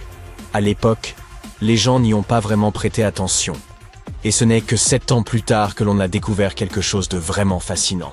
Ce quartier historique a été fondé dans les années 1880, mais on ignorait jusqu'en 2018 qu'il abritait également un réseau de tunnels cachés. Nous ne l'avons découvert que grâce à des travaux de rénovation. Leur fonction exacte, bien sûr, est inconnue, mais la plupart des scientifiques sont convaincus qu'ils servaient à relier les premières salles de jeu au port de Tampa. Il est difficile de déterminer l'étendue de ce réseau de tunnels. En 2018, on a trouvé dans une maison historique de Seminole Heights des portes verrouillées menant à des tunnels datant des années 1920. Un habitant a même déclaré avoir parcouru un tunnel pendant une vingtaine de minutes.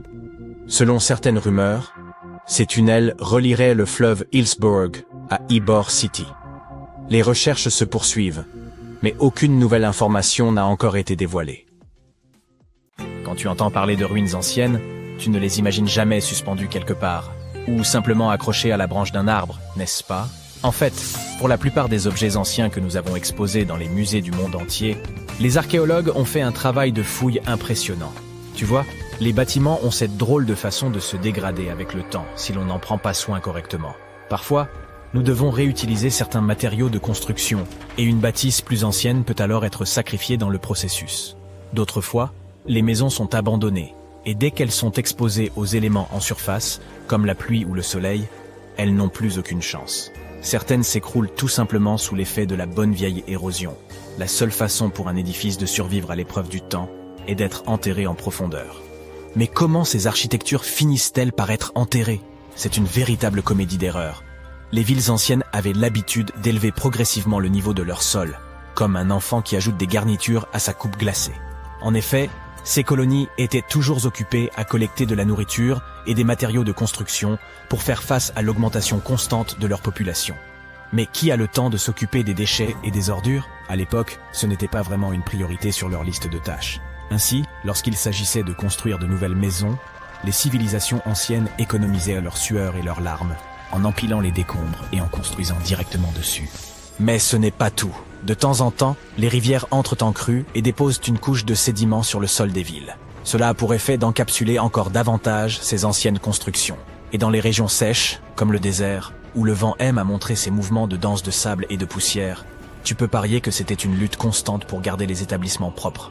Un exemple hilarant est celui du Sphinx, dont la tête était enfouie dans le sable jusqu'à ce qu'un groupe d'archéologues le mette au jour en 1917. Certaines villes anciennes ont fini par être recouvertes parce qu'elles étaient complètement abandonnées.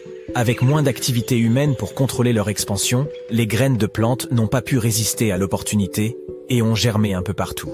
Elles ont absorbé le dioxyde de carbone de l'air et se sont développées, ajoutant de plus en plus de volume au sol. Scieuses racines effrontées ont même décidé de stabiliser le sol constitué de matière végétale en décomposition, créant ainsi plusieurs couches de terre. C'est comme si Mère Nature s'était lancée dans un ultime projet de bricolage, avec les plantes comme fidèles auxiliaires.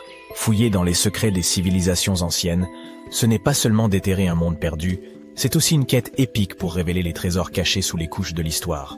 Mais comment les archéologues savent-ils d'abord où creuser? Si tout est recouvert de multiples couches de sédiments, de débris et de racines de plantes, ils doivent avoir une sorte de système auquel ils se fient avant de se lancer dans un nouveau projet, n'est-ce pas? Tout d'abord, ce ne sont pas toujours eux qui suggèrent des fouilles archéologiques à tel ou tel endroit. Je m'explique. Supposons que tu sois un entrepreneur et que tu souhaites construire un nouveau complexe d'appartements luxueux dans ta ville. Cependant, certaines législations locales imposent des exigences avant que ton projet ne puisse démarrer. Par exemple, avant de commencer à construire sur un terrain, il peut être nécessaire de faire appel à des spécialistes pour vérifier le sol. Scieuses personnes intelligentes peuvent être des archéologues, des géologues ou des paléontologues, et elles doivent garder un œil sur le processus en phase de développement. En cas de découverte d'artefacts ou d'écofacts, termes savants pour désigner des vestiges organiques, ces experts interviennent pour les fouiller et les étudier. Mais qu'en est-il des sites qui n'ont rien à voir avec les bulldozers et les chapeaux jaunes? Les archéologues ont plus d'un tour dans leur sac lorsqu'il s'agit de localiser les points chauds de l'Antiquité. Ils plongent dans les archives historiques et font un travail de détective. En recherchant de vieux documents et de vieilles cartes, ils peuvent reconstituer le puzzle de l'activité humaine dans une région donnée. Si un site a déjà été visité, c'est encore mieux. La découverte de traces de fouilles antérieures ou de récits historiques peut donner aux archéologues de nombreuses informations sur les endroits où poursuivre leur chasse au trésor. Avant de commencer à manier leur pelle, les archéologues se livrent à une sorte de balayage visuel. Armés d'un système de quadrillage, ils se promènent sur le site, à l'affût de tout artefact susceptible de se cacher juste sous la couche supérieure de la terre. Qu'il s'agisse d'outils en pierre taillée, de verre historique ou même d'anciennes décharges, oui, elles ont aussi de la valeur. Ces explorateurs à l'œil vif peuvent repérer des signes d'activité humaine plus rapidement que la plupart des gens. S'ils tombent sur un hamac coquillé, terme savant pour désigner un dépôt d'ordures, ils savent avec certitude que l'homme a jadis habité cet endroit. Les archéologues ne se contentent pas de leur fidèle pelle. Ils disposent d'un arsenal de gadgets pour les aider dans leur recherche de merveilles cachées.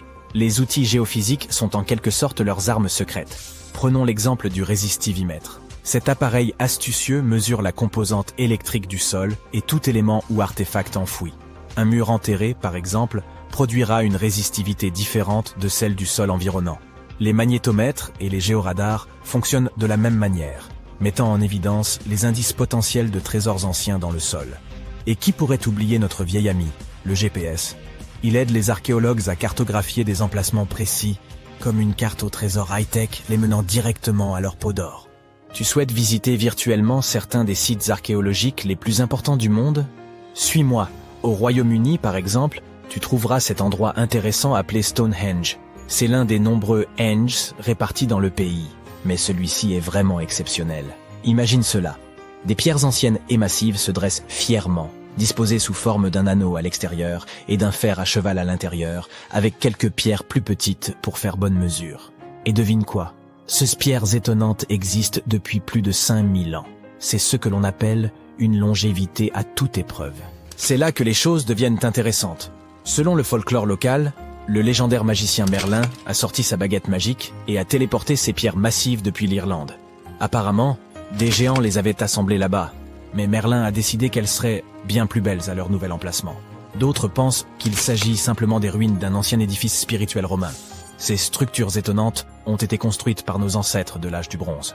Avec leurs outils simples et leur technologie limitée, ils ont réussi à créer ce chef-d'œuvre monumental. Impressionnant, non? Malheureusement, nous ignorons encore beaucoup de choses sur cette région. L'objectif initial de Stonehenge reste encore aujourd'hui un mystère.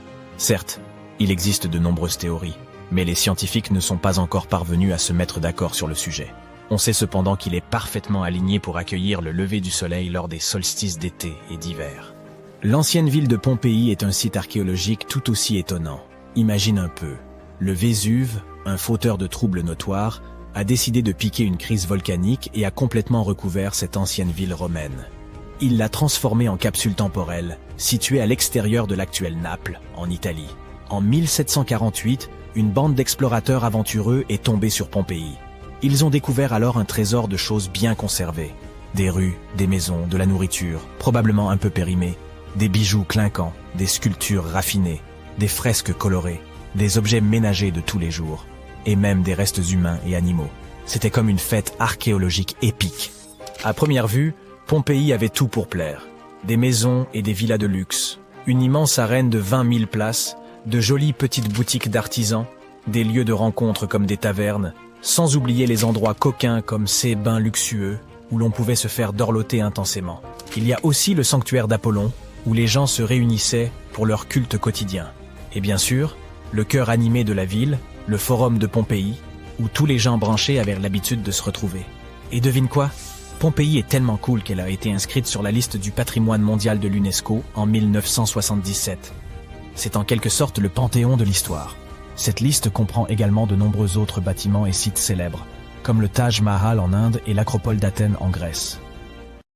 Nous savons que les anciens Égyptiens étaient assez talentueux pour construire des édifices aussi grandioses que les pyramides, mais étaient-ils suffisamment intelligents pour mesurer la vitesse de la lumière? Une théorie circulant en ligne le suggère. Si vous comparez ces deux chiffres, vous verrez qu'ils correspondent parfaitement. Le premier est la vitesse de la lumière dans le vide en mètres par seconde, et le second est la latitude de la grande pyramide de Gizeh. Alors, était-ce intentionnel ou s'agit-il juste d'une coïncidence? Heureusement, nous pouvons vous assurer qu'il s'agit simplement d'une coïncidence, et non d'une autre théorie du complot. La grande pyramide n'est qu'un des nombreux endroits sur Terre partageant cette latitude. De plus, même si les Égyptiens étaient non parvenus à mesurer la vitesse de la lumière et avaient décidé de la garder secrète, ils n'auraient non pas utilisé de mètre pour l'exprimer. Celui-ci n'a été défini qu'à la fin du XVIIIe siècle. Les bâtisseurs des pyramides utilisaient une autre unité de mesure appelée la coudée. une coudée équivaut à un pied et demi, soit 45 cm. Cette unité, basée sur la longueur de l'avant-bras depuis le coude jusqu'au bout du majeur, était répandue dans l'Antiquité. Ainsi, s'ils avaient voulu épater tout le monde en positionnant leur pyramide à une latitude correspondant à la vitesse de la lumière en coudée, ils auraient dû construire leurs édifices emblématiques quelque part en Europe. Par ailleurs, l'astronome danois Ole Rømer, qui a mesuré pour la première fois la vitesse de la lumière en 1676, aurait été bien contrarié de découvrir que quelqu'un l'avait fait des siècles avant lui. Bien que les Égyptiens aient été en avance sur leur temps à bien des égards, ils n'ont jamais mesuré la vitesse de la lumière, ni employé de coordonnées de latitude et de longitude pour leur construction. La base de la grande pyramide de Gizeh peut sembler être un carré parfait, mais il s'agit en réalité d'une structure à 8 côtés, et non 4. Chacun de ces 4 côtés présente une légère indentation concave qui les divise uniformément de la base au sommet. La version officielle voudrait qu'un pilote britannique du nom de Groves ait été le premier à le remarquer en 1940, lorsqu'il survolait la pyramide. Il a pris une photographie montrant les ombres qui soulignaient ces indentations. Certains pensent que ces lignes ne sont visibles que depuis les airs et peuvent être mieux observées à l'aube et au crépuscule, lors des équinoxes de printemps et d'automne. Cela a conduit à une étrange théorie selon laquelle les anciens Égyptiens auraient même pu concevoir ces pyramides pour communiquer avec des visiteurs célestes. La pyramide de Khéops est l'une des 3 seules pyramides qui possédaient autrefois une porte pivotante. Cette porte, pesant environ 20 tonnes, pouvait être facilement ouverte de l'intérieur. Son ajustement précis la rendait presque invisible du dehors. Sans loquet ni poignée visible, seules de très légères aspérités dans la paroi extérieure dénotaient l'ouverture. Les 2 autres pyramides avec des portes similaires appartenaient respectivement au père et au grand-père de Khéops. La grande pyramide renferme également un vide caché d'au moins 30 mètres de long, découverte en 2017. Nous ignorons encore ce qui se trouve à l'intérieur de cet espace, sa fonction exacte, ou s'il est le seul de ce type. Les chercheurs ont utilisé une technologie permettant de voir à travers les murs des cathédrales, des pyramides mayas et même des volcans, reposant sur une pluie naturelle de particules subatomiques appelées muons. Ces particules traversent plus facilement les espaces vides que les matériaux solides. En plaçant plusieurs détecteurs de muons autour d'une structure, les scientifiques peuvent cartographier ces éléments solides et ces zones vides. Une équipe a placé des détecteurs de muons à l'intérieur de la pyramide de Khéops, collectant des données au fil des mois. Les scientifiques ont analysé à de nombreuses reprises des échantillons du mortier utilisé pour construire les pyramides. Bien que nous en connaissions la composition, la technologie moderne ne peut toujours pas le reproduire. Ce mortier, principalement composé de gypse traité, n'était pas utilisé comme le ciment actuel de nos briques, mais servait à soutenir les joints entre ces pierres massives lors de leur mise en place. Environ 1 demi-million de tonnes de ce mortier auraient été nécessaires pour construire la grande pyramide de Khéops. Ce mortier fait de gypse est plus robuste que les pierres elles-mêmes et a résisté pendant des millénaires. Les 4 côtés de la pyramide de Khéops sont alignés avec les points cardinaux, nord, sud, est et ouest.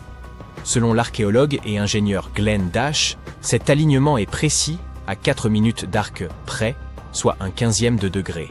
Les architectes y parvenus sans outils modernes tels que des drones ou des ordinateurs. De nombreux chercheurs ont tenté d'expliquer ce prodige d'architecture.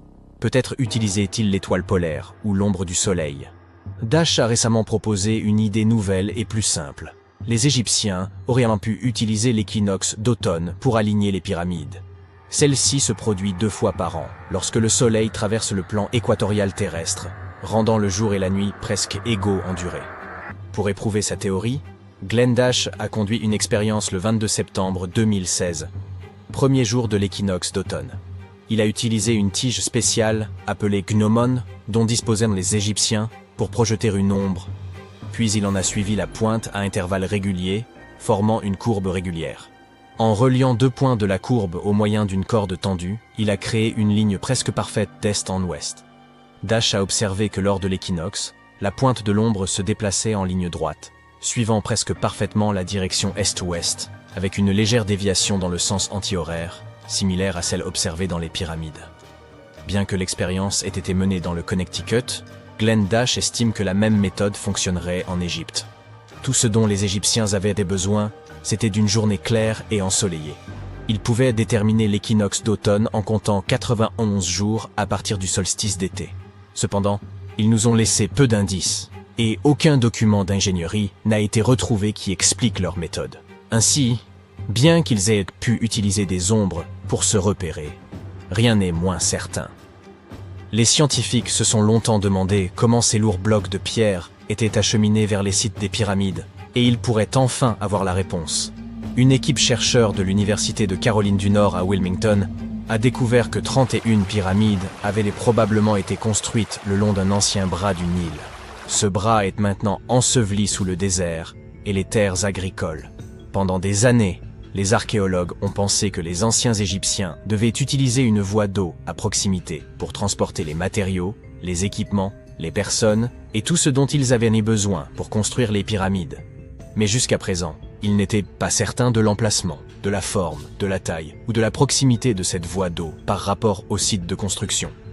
L'équipe de recherche a utilisé l'imagerie radar par satellite, des cartes historiques, la prospection géophysique et des carottages de sédiments pour cartographier cette branche du fleuve. Ils pensent qu'elle a été ensevelie suite à une grande sécheresse et au fil des tempêtes de sable il y a des milliers d'années. L'équipe est parvenue à plonger sous la surface sablonneuse et à obtenir des images de certaines caractéristiques cachées grâce à la technologie radar. Ils ont découvert des rivières cachées et des structures anciennes situées au pied des collines où se trouvent la plupart des pyramides égyptiennes. La découverte de cette branche fluviale disparue aide à expliquer la forte densité de pyramides entre Gizeh et Licht, dans ce qui est à présent une zone inhospitalière du Sahara. L'Égypte n'est pas le pays qui compte le plus grand nombre de pyramides au monde. Ce titre revient à son voisin méridional, le Soudan. Si une question continue de dérouter les archéologues de nos jours, c'est bien celle-ci. Comment les anciens Égyptiens ont-ils édifié ces pyramides monumentales ? D'après ce que nous savons à ce jour, leurs moyens semblaient plutôt limités, notamment en ce qui concerne les outils et les matériaux nécessaires à la construction. Bien que nous ne disposions toujours pas d'une réponse pleinement convaincante, certaines théories fascinantes méritent d'être examinées. Parmi ces hypothèses, l'une des plus crédibles évoque une méthode ingénieuse employée par les Égyptiens. Imaginez un instant, ils auraient ainsi bâti une rampe inclinée et sinueuse, composée de briques, de terre et de sable, entourant progressivement la pyramide en construction. Au fur et à mesure que l'édifice gagnait en hauteur, ils auraient simplement ajusté la taille et l'étendue de cette structure. Une méthode ingénieuse qui rappelle un jeu de Jenga antique. Mais alors, comment parvenaient-ils à hisser ces blocs de pierre colossaux jusqu'au sommet? Selon Hérodote, l'éminent historien grec de l'Antiquité, ils auraient eu recours à des traîneaux, des rouleaux et des leviers, transformant ainsi le chantier en une gigantesque épreuve de force collective. Toujours d'après ces récits, il aurait fallu pas moins de 20 années pour achever la pyramide de Khéops, ce chef-d'œuvre emblématique. Hérodote ne s'arrête pas là. Il avance un chiffre stupéfiant, affirmant que 100 000 hommes auraient participé à cet incroyable projet. A-t-on engagé l'ensemble de la population égyptienne? Probablement pas. Mais il est plausible que la majorité de ces ouvriers ayant été des paysans mobilisés durant la période de crue du Nil, lorsque les travaux agricoles étaient suspendus. Une organisation ingénieuse adaptée au cycle naturel du fleuve. Les archéologues contemporains ont toutefois apporté des nuances à cette vision.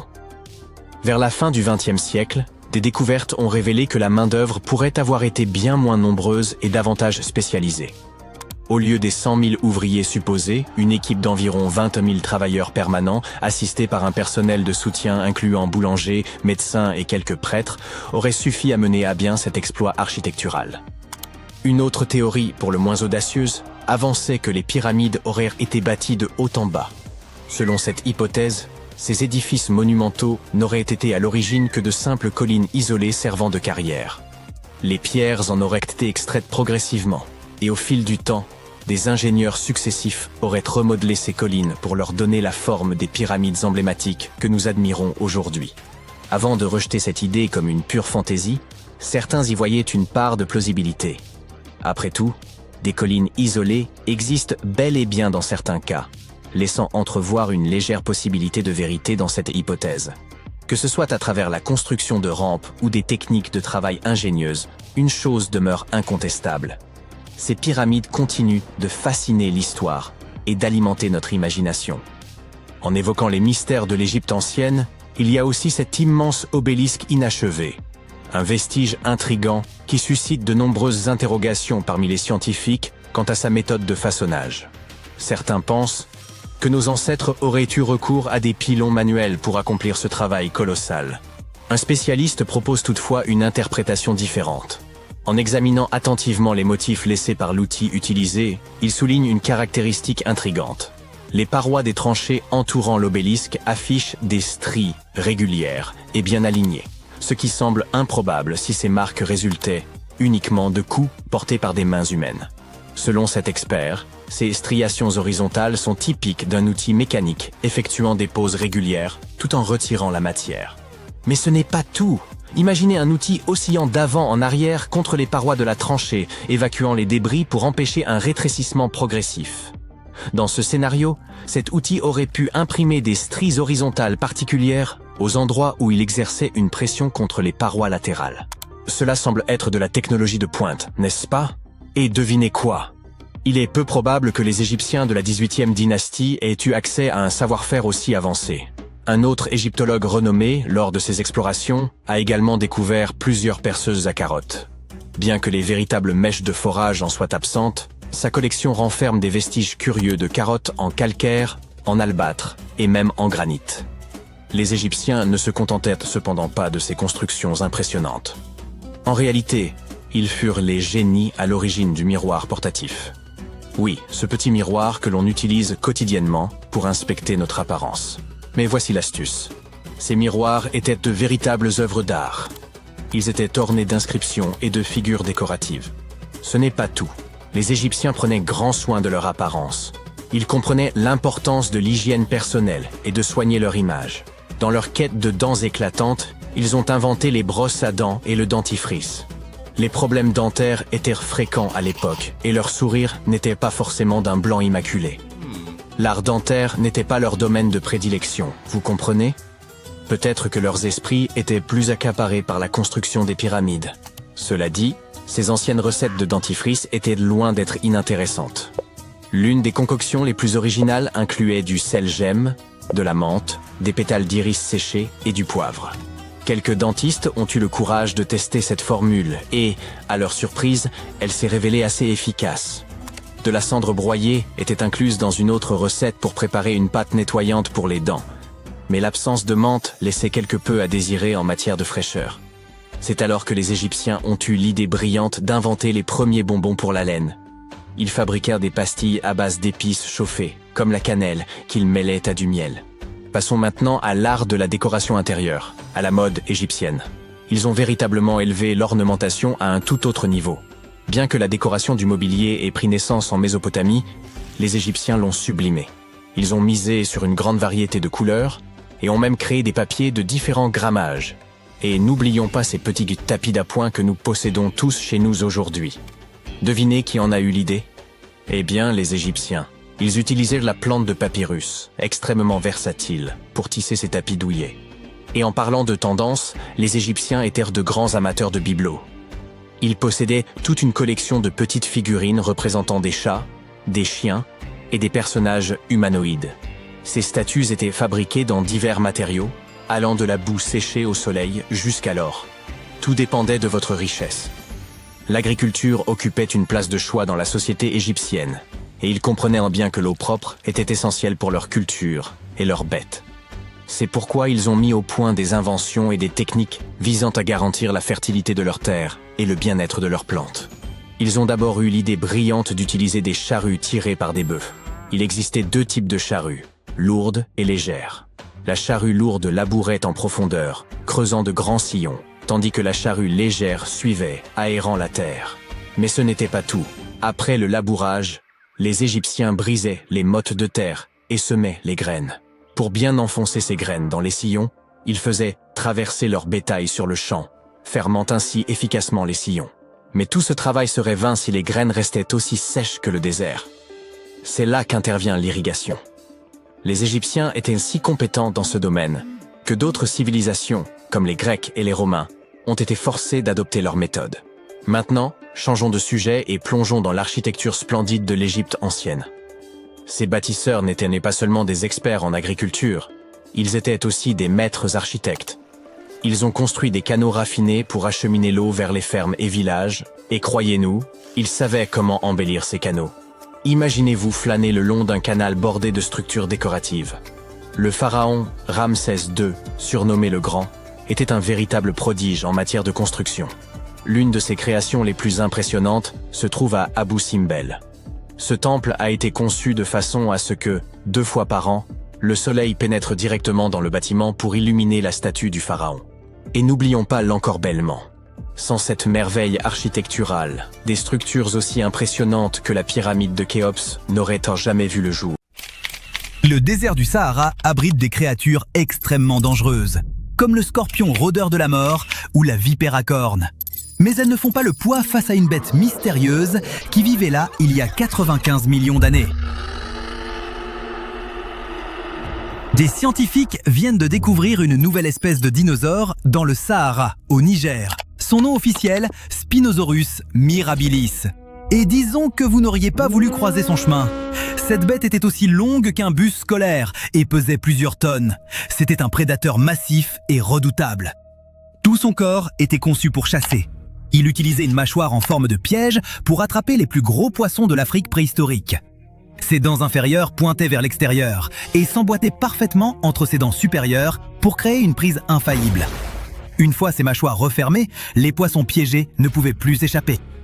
Son nom, Mirabilis, signifie « étonnant » en latin, et c'est parce que ce dinosaure était un vrai phénomène. Il avait un trait vraiment bizarre et voyant, une crête haute, je veux dire vraiment haute, sur sa tête. Elle était si grande que les chercheurs ont dû retourner sur le site récupérer d'autres fragments pour la comprendre. Aujourd'hui, il ne reste que des os, mais l'équipe pense que de son vivant, cette crête était de couleur vive. Elle s'élevait vers le ciel comme une lame incandescente. Et un tel éclat n'avait qu'un seul but: attirer les partenaires. Comme les pans avec leurs longues queues colorées, tout est question de parade. Du moins, c'est ce que pensent les chercheurs. Cette découverte est majeure, car c'est seulement la 2e espèce de Spinosaurus jamais trouvée, comme celui qui apparaissait dans Jurassic Park 3. Ces animaux comptaient parmi les plus grands carnivores terrestres du Crétacé supérieur, c'est-à-dire des dinosaures mangeurs de viande qui vivaient il y a environ 100 à 66 millions d'années. Ils étaient aussi imposants et féroces que le célèbre T-Rex. Pendant longtemps, la plupart des gens pensaient que les Spinosaurus étaient des chassins aquatiques. On imaginait ce monstre féroce arpentant le rivage ou plongeant en profondeur. Certaines études suggèrent même que les longues épines de leur queue faisaient office de nageoires intégrées. Mais ce n'est plus ce que la plupart des scientifiques croient. De nouvelles études montrent que malgré son allure de pagaie, la queue n'avait pas vraiment de muscles. En fait, ces queues n'étaient probablement que décoratives, un peu comme chez les lézards. Elles n'avaient pas la puissance de propulser une créature aussi massive dans l'eau. La densité de leurs os n'aidait pas non plus. En résumé, ils n'auraient pas été des nageurs redoutables. Ils étaient super lents et ne pouvaient pas vraiment plonger. Pour vous donner une idée, si on mettait ce dinosaure à côté d'un crocodile dans une piscine pour une course, le crocodile gagnerait à chaque fois. Qu'ils aient été nageurs ou non, les scientifiques semblent d'accord sur un point: ces animaux adoraient la mer. La plupart de leurs fossiles ont été trouvés le long de la côte nord-africaine. Mais l'espèce Mirabilis est arrivée et a tout changé. Ces restes ont été trouvés dans le Sahara, où il n'y a pas une goutte d'eau à l'horizon aujourd'hui. À l'époque, cet endroit se trouvait à 500 à 1000 km de l'océan le plus proche. Alors, quelle est l'histoire? Est-ce vraiment un Spinosaurus? Eh bien oui, et la façon dont les scientifiques l'ont retrouvé en plein désert est fascinante. Parce que pendant plus de 70 ans, l'indice principal était là, facile à trouver, mais tout le monde est passé à côté. Dans les années 1950, des géologues français exploraient le désert à la recherche d'uranium. En cherchant, ils sont tombés sur des eaux énormes qui dépassaient du sable, à un endroit appelé Gadoufawa. Non loin, sur un autre site appelé Akaraz-Eras, un géologue nommé Hugues Fauré a découvert un autre gisement de fossiles. Il a trouvé des dents qui ressemblaient beaucoup à celles d'un carcharodontosaure, un dinosaure carnivore massif. Il a noté une seule ligne à ce sujet dans ses carnets, et c'est tout. Pour une raison que personne ne peut expliquer, ces notes sont restées là. Personne ne les a prises au sérieux, et personne n'a pris la peine de retourner sur ce site pendant des décennies. Ce n'est qu'en 2019 qu'une équipe dirigée par Paul Sereno de l'Université de Chicago a décidé de suivre cette vieille piste. Ils en ont fait une véritable chasse au trésor. Ils se sont rendus sur place et un Touareg local a guidé l'équipe de Sereno en moto au cœur du Sahara. Il les a emmenés sur un site appelé Djengebi, où ils se souvenaient avoir vu des os fossilisés il y a longtemps. Comme le trajet retour vers le camp principal était très long, l'équipe n'avait pas beaucoup de temps. Ils n'ont pu récupérer que quelques fossiles, surtout des dents et des morceaux de mâchoire, avant de devoir repartir. À ce moment-là, ils n'avaient aucune idée qu'ils tenaient une toute nouvelle espèce entre leurs mains. L'équipe est finalement retournée sur place en 2022, et cette fois, ils ont trouvé encore plus de fossiles. C'est là qu'ils ont assemblé leur trouvaille de 12 mètres de long, et qu'ils ont pu confirmer 3 choses majeures. Premièrement, cette nouvelle créature avait une crête très haute et inhabituelle sur la tête. Deuxièmement, la disposition des dents était légèrement différente de celle de ses célèbres cousins. Et ensuite, on arrive à la plus grande différence de toutes. Pour la toute première fois, on découvre un Spinosaurus qui vivait loin de l'océan. Mais ça soulève une grande question. Comment mangeait-il du poisson ? Les scientifiques ont une théorie. Tous ces os ont été retrouvés enfouis dans les sédiments d'une ancienne rivière. Ce dinosaure chassait donc probablement le poisson en eau peu profonde. Il était assez gros et fort pour s'avancer dans près de 2 mètres d'eau, mais il passait sans doute la plupart de son temps en eau peu profonde à attendre qu'un gros poisson passe. Mais s'il n'avait pas envie de sushi, il pouvait simplement se balader dans la forêt et trouver autre chose à manger. Bon, vous êtes sûrement un peu perdu là. Je parle de forêt et de rivière, mais cette bête n'a pas été trouvée en plein désert ? En fait, le Sahara avait un tout autre visage à l'époque. Il était vert, le paysage entier était couvert de rivières et de forêts quand ces dinosaures s'y promenaient. Ça résout donc ce mystère. Mais il reste plein d'autres questions sur cette espèce, comme leur taille réelle. Le problème, c'est que les os trouvés appartenaient à un jeune dinosaure, pas à un adulte. Les estimations disent qu'il faisait environ 8 mètres de long quand il a perdu la vie. Mais il aurait pu devenir bien plus grand. Ce qui nous amène au deuxième mystère. Parce que ce dinosaure était si énorme et si unique, les scientifiques débattent depuis des années du temps qu'il passait réellement dans l'eau. Une théorie suggère qu'ils ont traversé 3 grandes phases évolutives. D'abord, bien avant, au Jurassique, ils ont développé ces longs museaux de crocodile, parfaits pour attraper du poisson. Ensuite, au début du Crétacé, ils ont vraiment pris le dessus. Ils se sont rapprochés de la mer et sont devenus les prédateurs dominants le long des côtes anciennes. La dernière phase s'est produite au moment où l'océan Atlantique s'ouvrait. C'est là qu'ils ont atteint leur taille record. Ils sont devenus des spécialistes de l'embuscade en eau peu profonde, principalement en Afrique du Nord et en Amérique du Sud. Mais leur règne n'a pas duré éternellement. Il y a environ 95 millions d'années, des changements climatiques brutaux ont fait monter le niveau des mers. Leur habitat a été bouleversé, les poussant au bord de l'extinction. Finalement, leur histoire s'est terminée. Malheureusement, ces nouveaux fossiles ne sont qu'une pièce du puzzle. On ne connaît toujours pas l'histoire complète du Spinosaurus. Il existe peut-être d'autres espèces qui n'attendent qu'à être découvertes. Et pour vraiment comprendre ces géants mystérieux, il faudra attendre de trouver des squelettes plus complets sur le terrain. Il y a 40 000 ans, quelqu'un a gravé quelques lignes et points minuscules sur un morceau d'os. Et cette petite marque pourrait être le plus ancien disque dur jamais créé par l'humanité. Les scientifiques pensent aujourd'hui que ces hommes de l'ère glaciaire ne gribouillaient pas au hasard, mais enregistraient de véritables informations. Des données structurées, organisées, reproductibles. Et cette découverte bouleverse complètement la chronologie de l'intelligence humaine.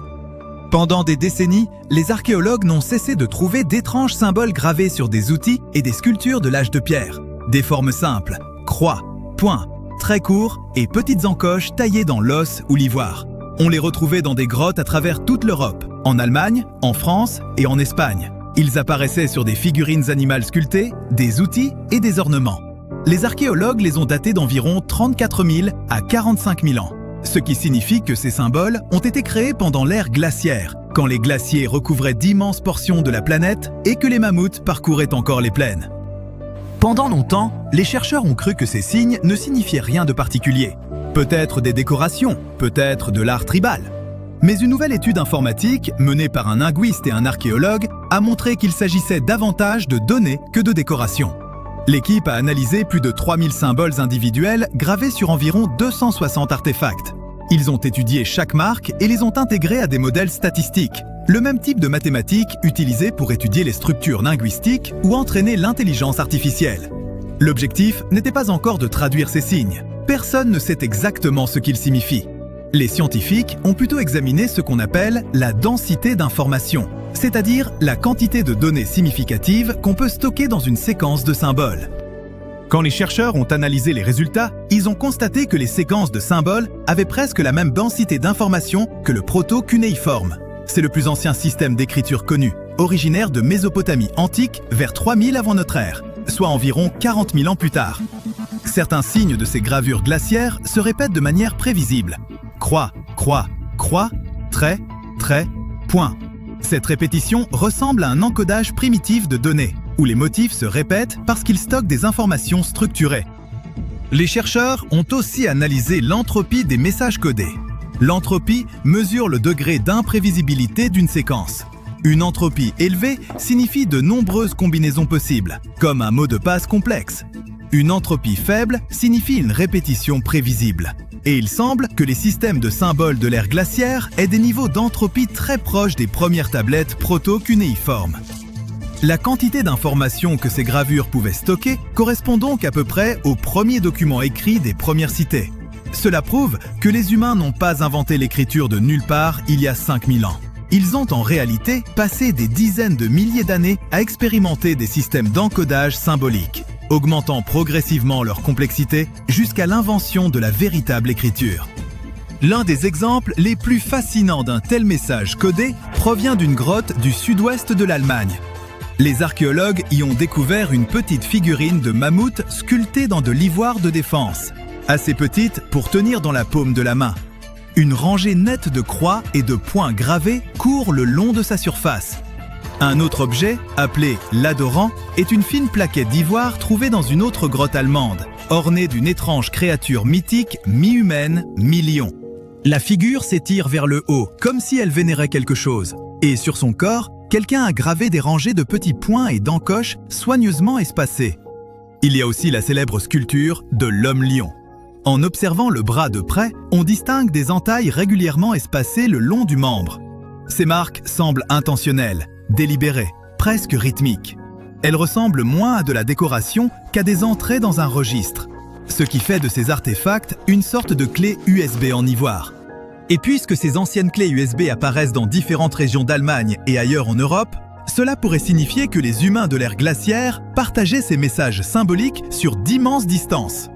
Ces chasseurs-cueilleurs vivant à des milliers de kilomètres les uns des autres reconnaissaient probablement les mêmes motifs gravés sur des outils en os. Bien sûr, les scientifiques ignorent encore la signification exacte de ces symboles. Ils pourraient représenter des calendriers saisonniers, des cycles migratoires, des marqueurs de clans ou des concepts liés à des rituels. La découverte la plus importante pour l'instant n'est donc pas la traduction, mais la structure de ces signes qui fonctionnent comme un système. Ce système de codage n'est pas la seule preuve que des esprits anciens ont inventé des systèmes complexes bien avant l'arrivée des technologies modernes. Il existe une épaisse dalle ovale de calcaire dans un musée aux Pays-Bas. Des archéologues l'ont exhumée à la fin des années 1800 et ont supposé qu'il s'agissait d'un plateau de jeu romain. Le problème, c'est que personne n'arrivait à en comprendre les règles. Les lignes gravées ne correspondaient à aucun jeu antique connu. Ce n'est qu'en 2026 que des chercheurs ont enfin résolu le mystère grâce à l'intelligence artificielle. En observant la pierre de près, on remarque que certaines rainures sont légèrement plus profondes que d'autres. Cela signifie que des joueurs ont fait glisser des pièces le long de ces lignes à répétition, usant la pierre au fil du temps. Des experts en conservation ont réalisé des scans 3D extrêmement détaillés de la surface du calcaire pour analyser ces traces d'usure. Ces scans révèlent des différences de profondeur plus fines qu'un cheveu humain. Chaque petite rainure est devenue un indice sur la façon dont les joueurs déplaçaient autrefois leurs pièces. L'équipe a ensuite fait appel à un système spécial de simulation de jeu par intelligence artificielle, conçu pour comprendre les jeux de plateau. Ils ont alimenté le système avec les règles d'environ 100 jeux historiques et lui ont demandé de tester des possibilités sur une copie numérique du plateau romain. L'IA a joué des milliers de parties simulées contre elle-même, essayant à chaque fois différentes combinaisons de règles. Pour chaque ensemble de règles, elle suivait les déplacements des pièces et comparait ces trajectoires aux traces d'usure sur la vraie pierre. Elle a répété ce processus environ 1000 fois par ensemble de règles, jusqu'à ce que certains motifs finissent par correspondre parfaitement. Le système a réduit toutes les possibilités à un petit groupe de jeux de blocage apparentés. Dans ce type de jeu de stratégie, 2 joueurs déplacent des pièces le long de parcours fixes, en essayant de piéger les pièces adverses dans des coins ou des impasses. Si vous avez déjà joué au morpion ou aux dames, vous comprenez le principe.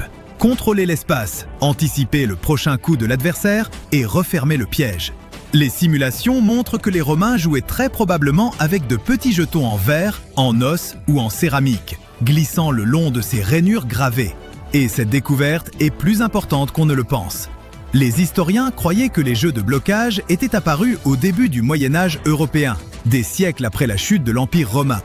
Mais ce plateau de calcaire leur a montré que de tels jeux existaient près de 1000 ans plus tôt. Les joueurs romains disposaient donc de jeux de stratégie qui les aidaient à développer l'anticipation, la reconnaissance de schémas et la réflexion sur différentes combinaisons et possibilités.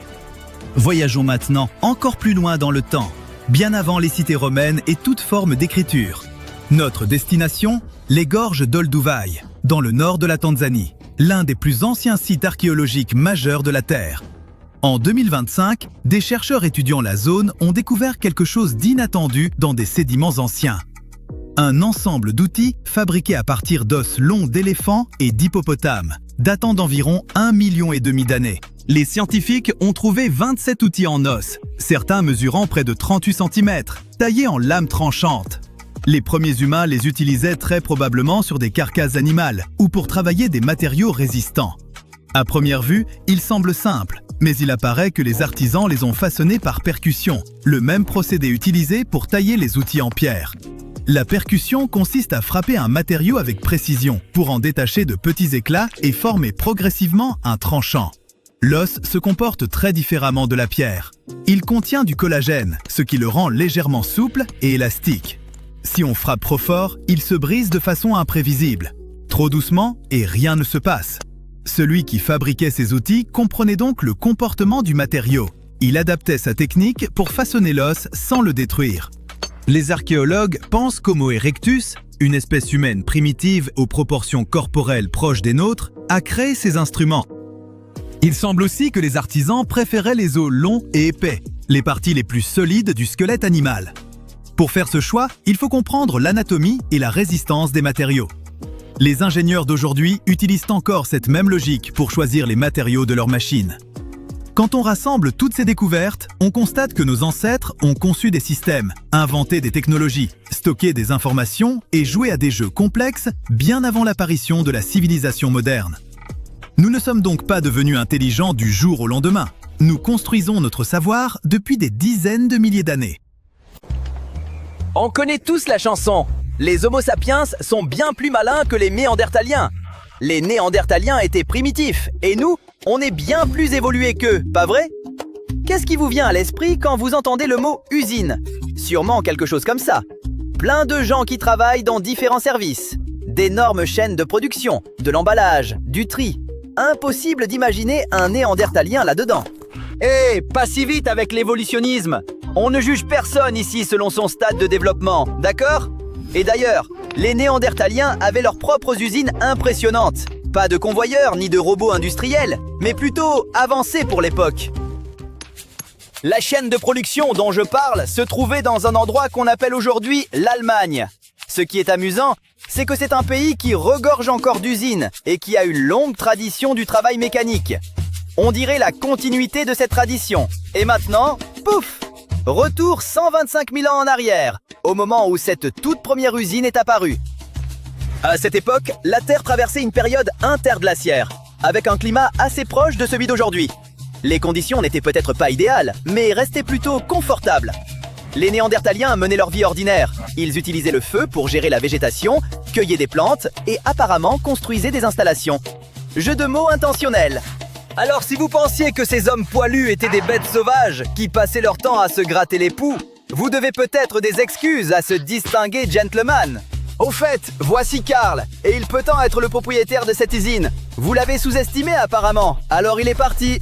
Mais moi, je vais continuer à vous parler de cette avancée interglaciaire. Des archéologues ont récemment montré que les Néandertaliens avaient délibérément choisi un site au bord d'un lac pour traiter les os d'au moins 172 mammifères, dont des cerfs, des chevaux et des aurochs, une espèce de bovidé aujourd'hui disparue. L'étude montre que les habitants ne se contentaient pas de briser les os de grands mammifères pour en extraire la moelle.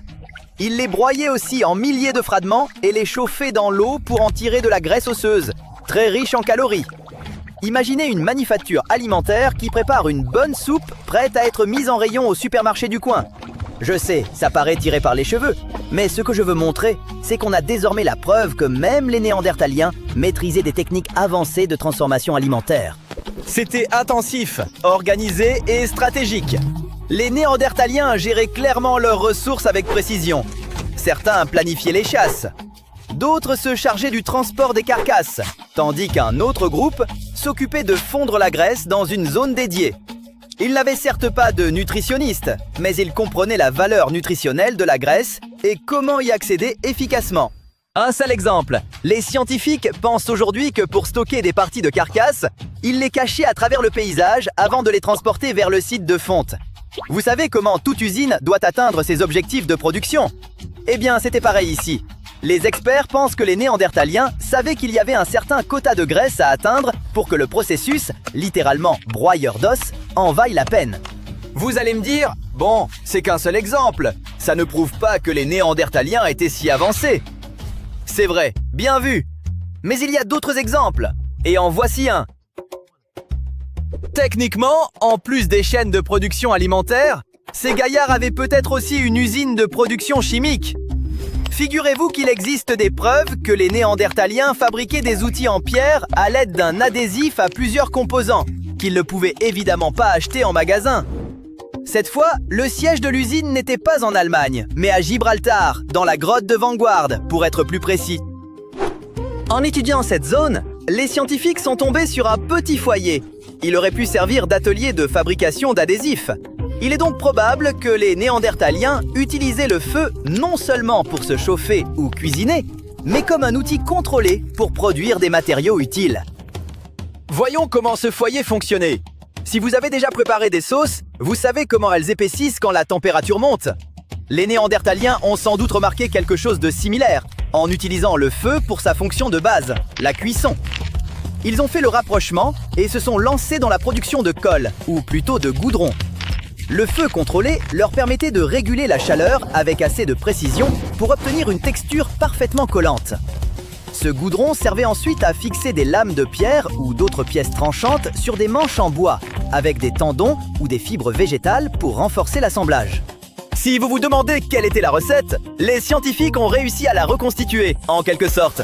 Elle impliquait principalement des feuilles de cyste brûlées, mais il y avait un ingrédient secret pour que le processus fonctionne, le guano.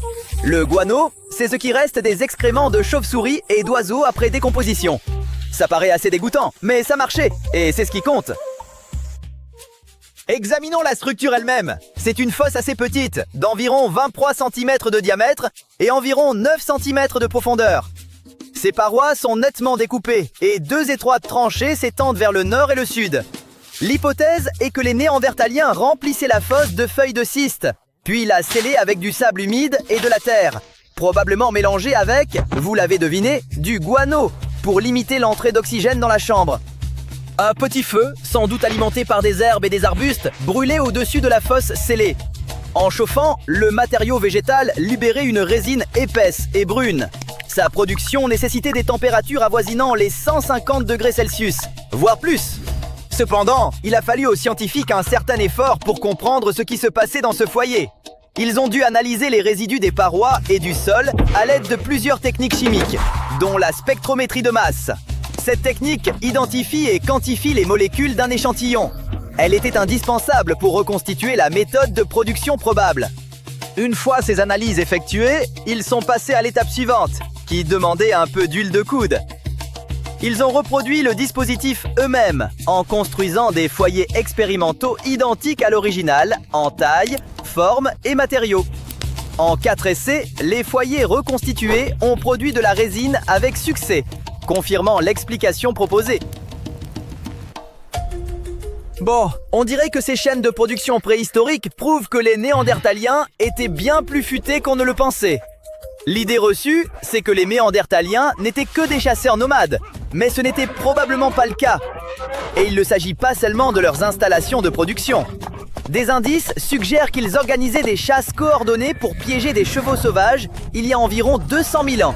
On retourne en Allemagne, sur le site archéologique de Schöningen. Les chercheurs y ont découvert des lances en bois, des bâtons à double pointe, des outils en pierre et les restes dépecés de plus de 50 chevaux d'âges différents.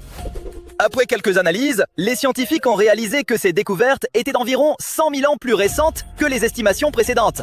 Le matériel avait été excavé dans les années 90, dans des sédiments le long de ce qui était autrefois une rive de lac.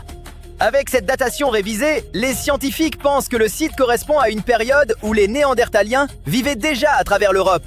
Les archéozoologues affirment que ces chasseurs comprenaient suffisamment le comportement des chevaux pour organiser des chasses en groupe, guidant des familles entières de chevaux vers des points d'embuscade soigneusement choisis. Ça fait froid dans le dos.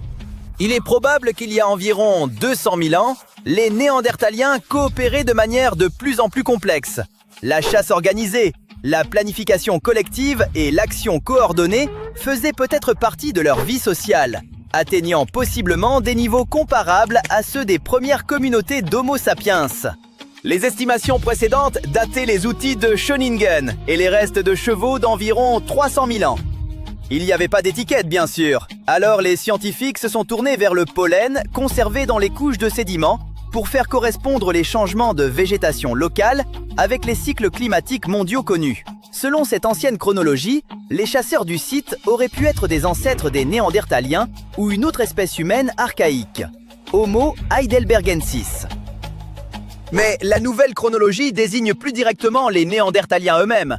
Pour affiner la datation du site, une équipe de scientifiques a analysé comment les acides aminés, les composants chimiques des protéines, avaient progressivement changé de structure après la mort. Ils ont examiné 4 coquilles d'escargot, 15 minuscules crustacés et 8 dents de cheval provenant de la même couche de sédiments que les lances. Après avoir mesuré ces changements moléculaires et combiné les résultats avec les données polliniques et climatiques, les chercheurs ont calculé le temps écoulé depuis la mort de ces organismes.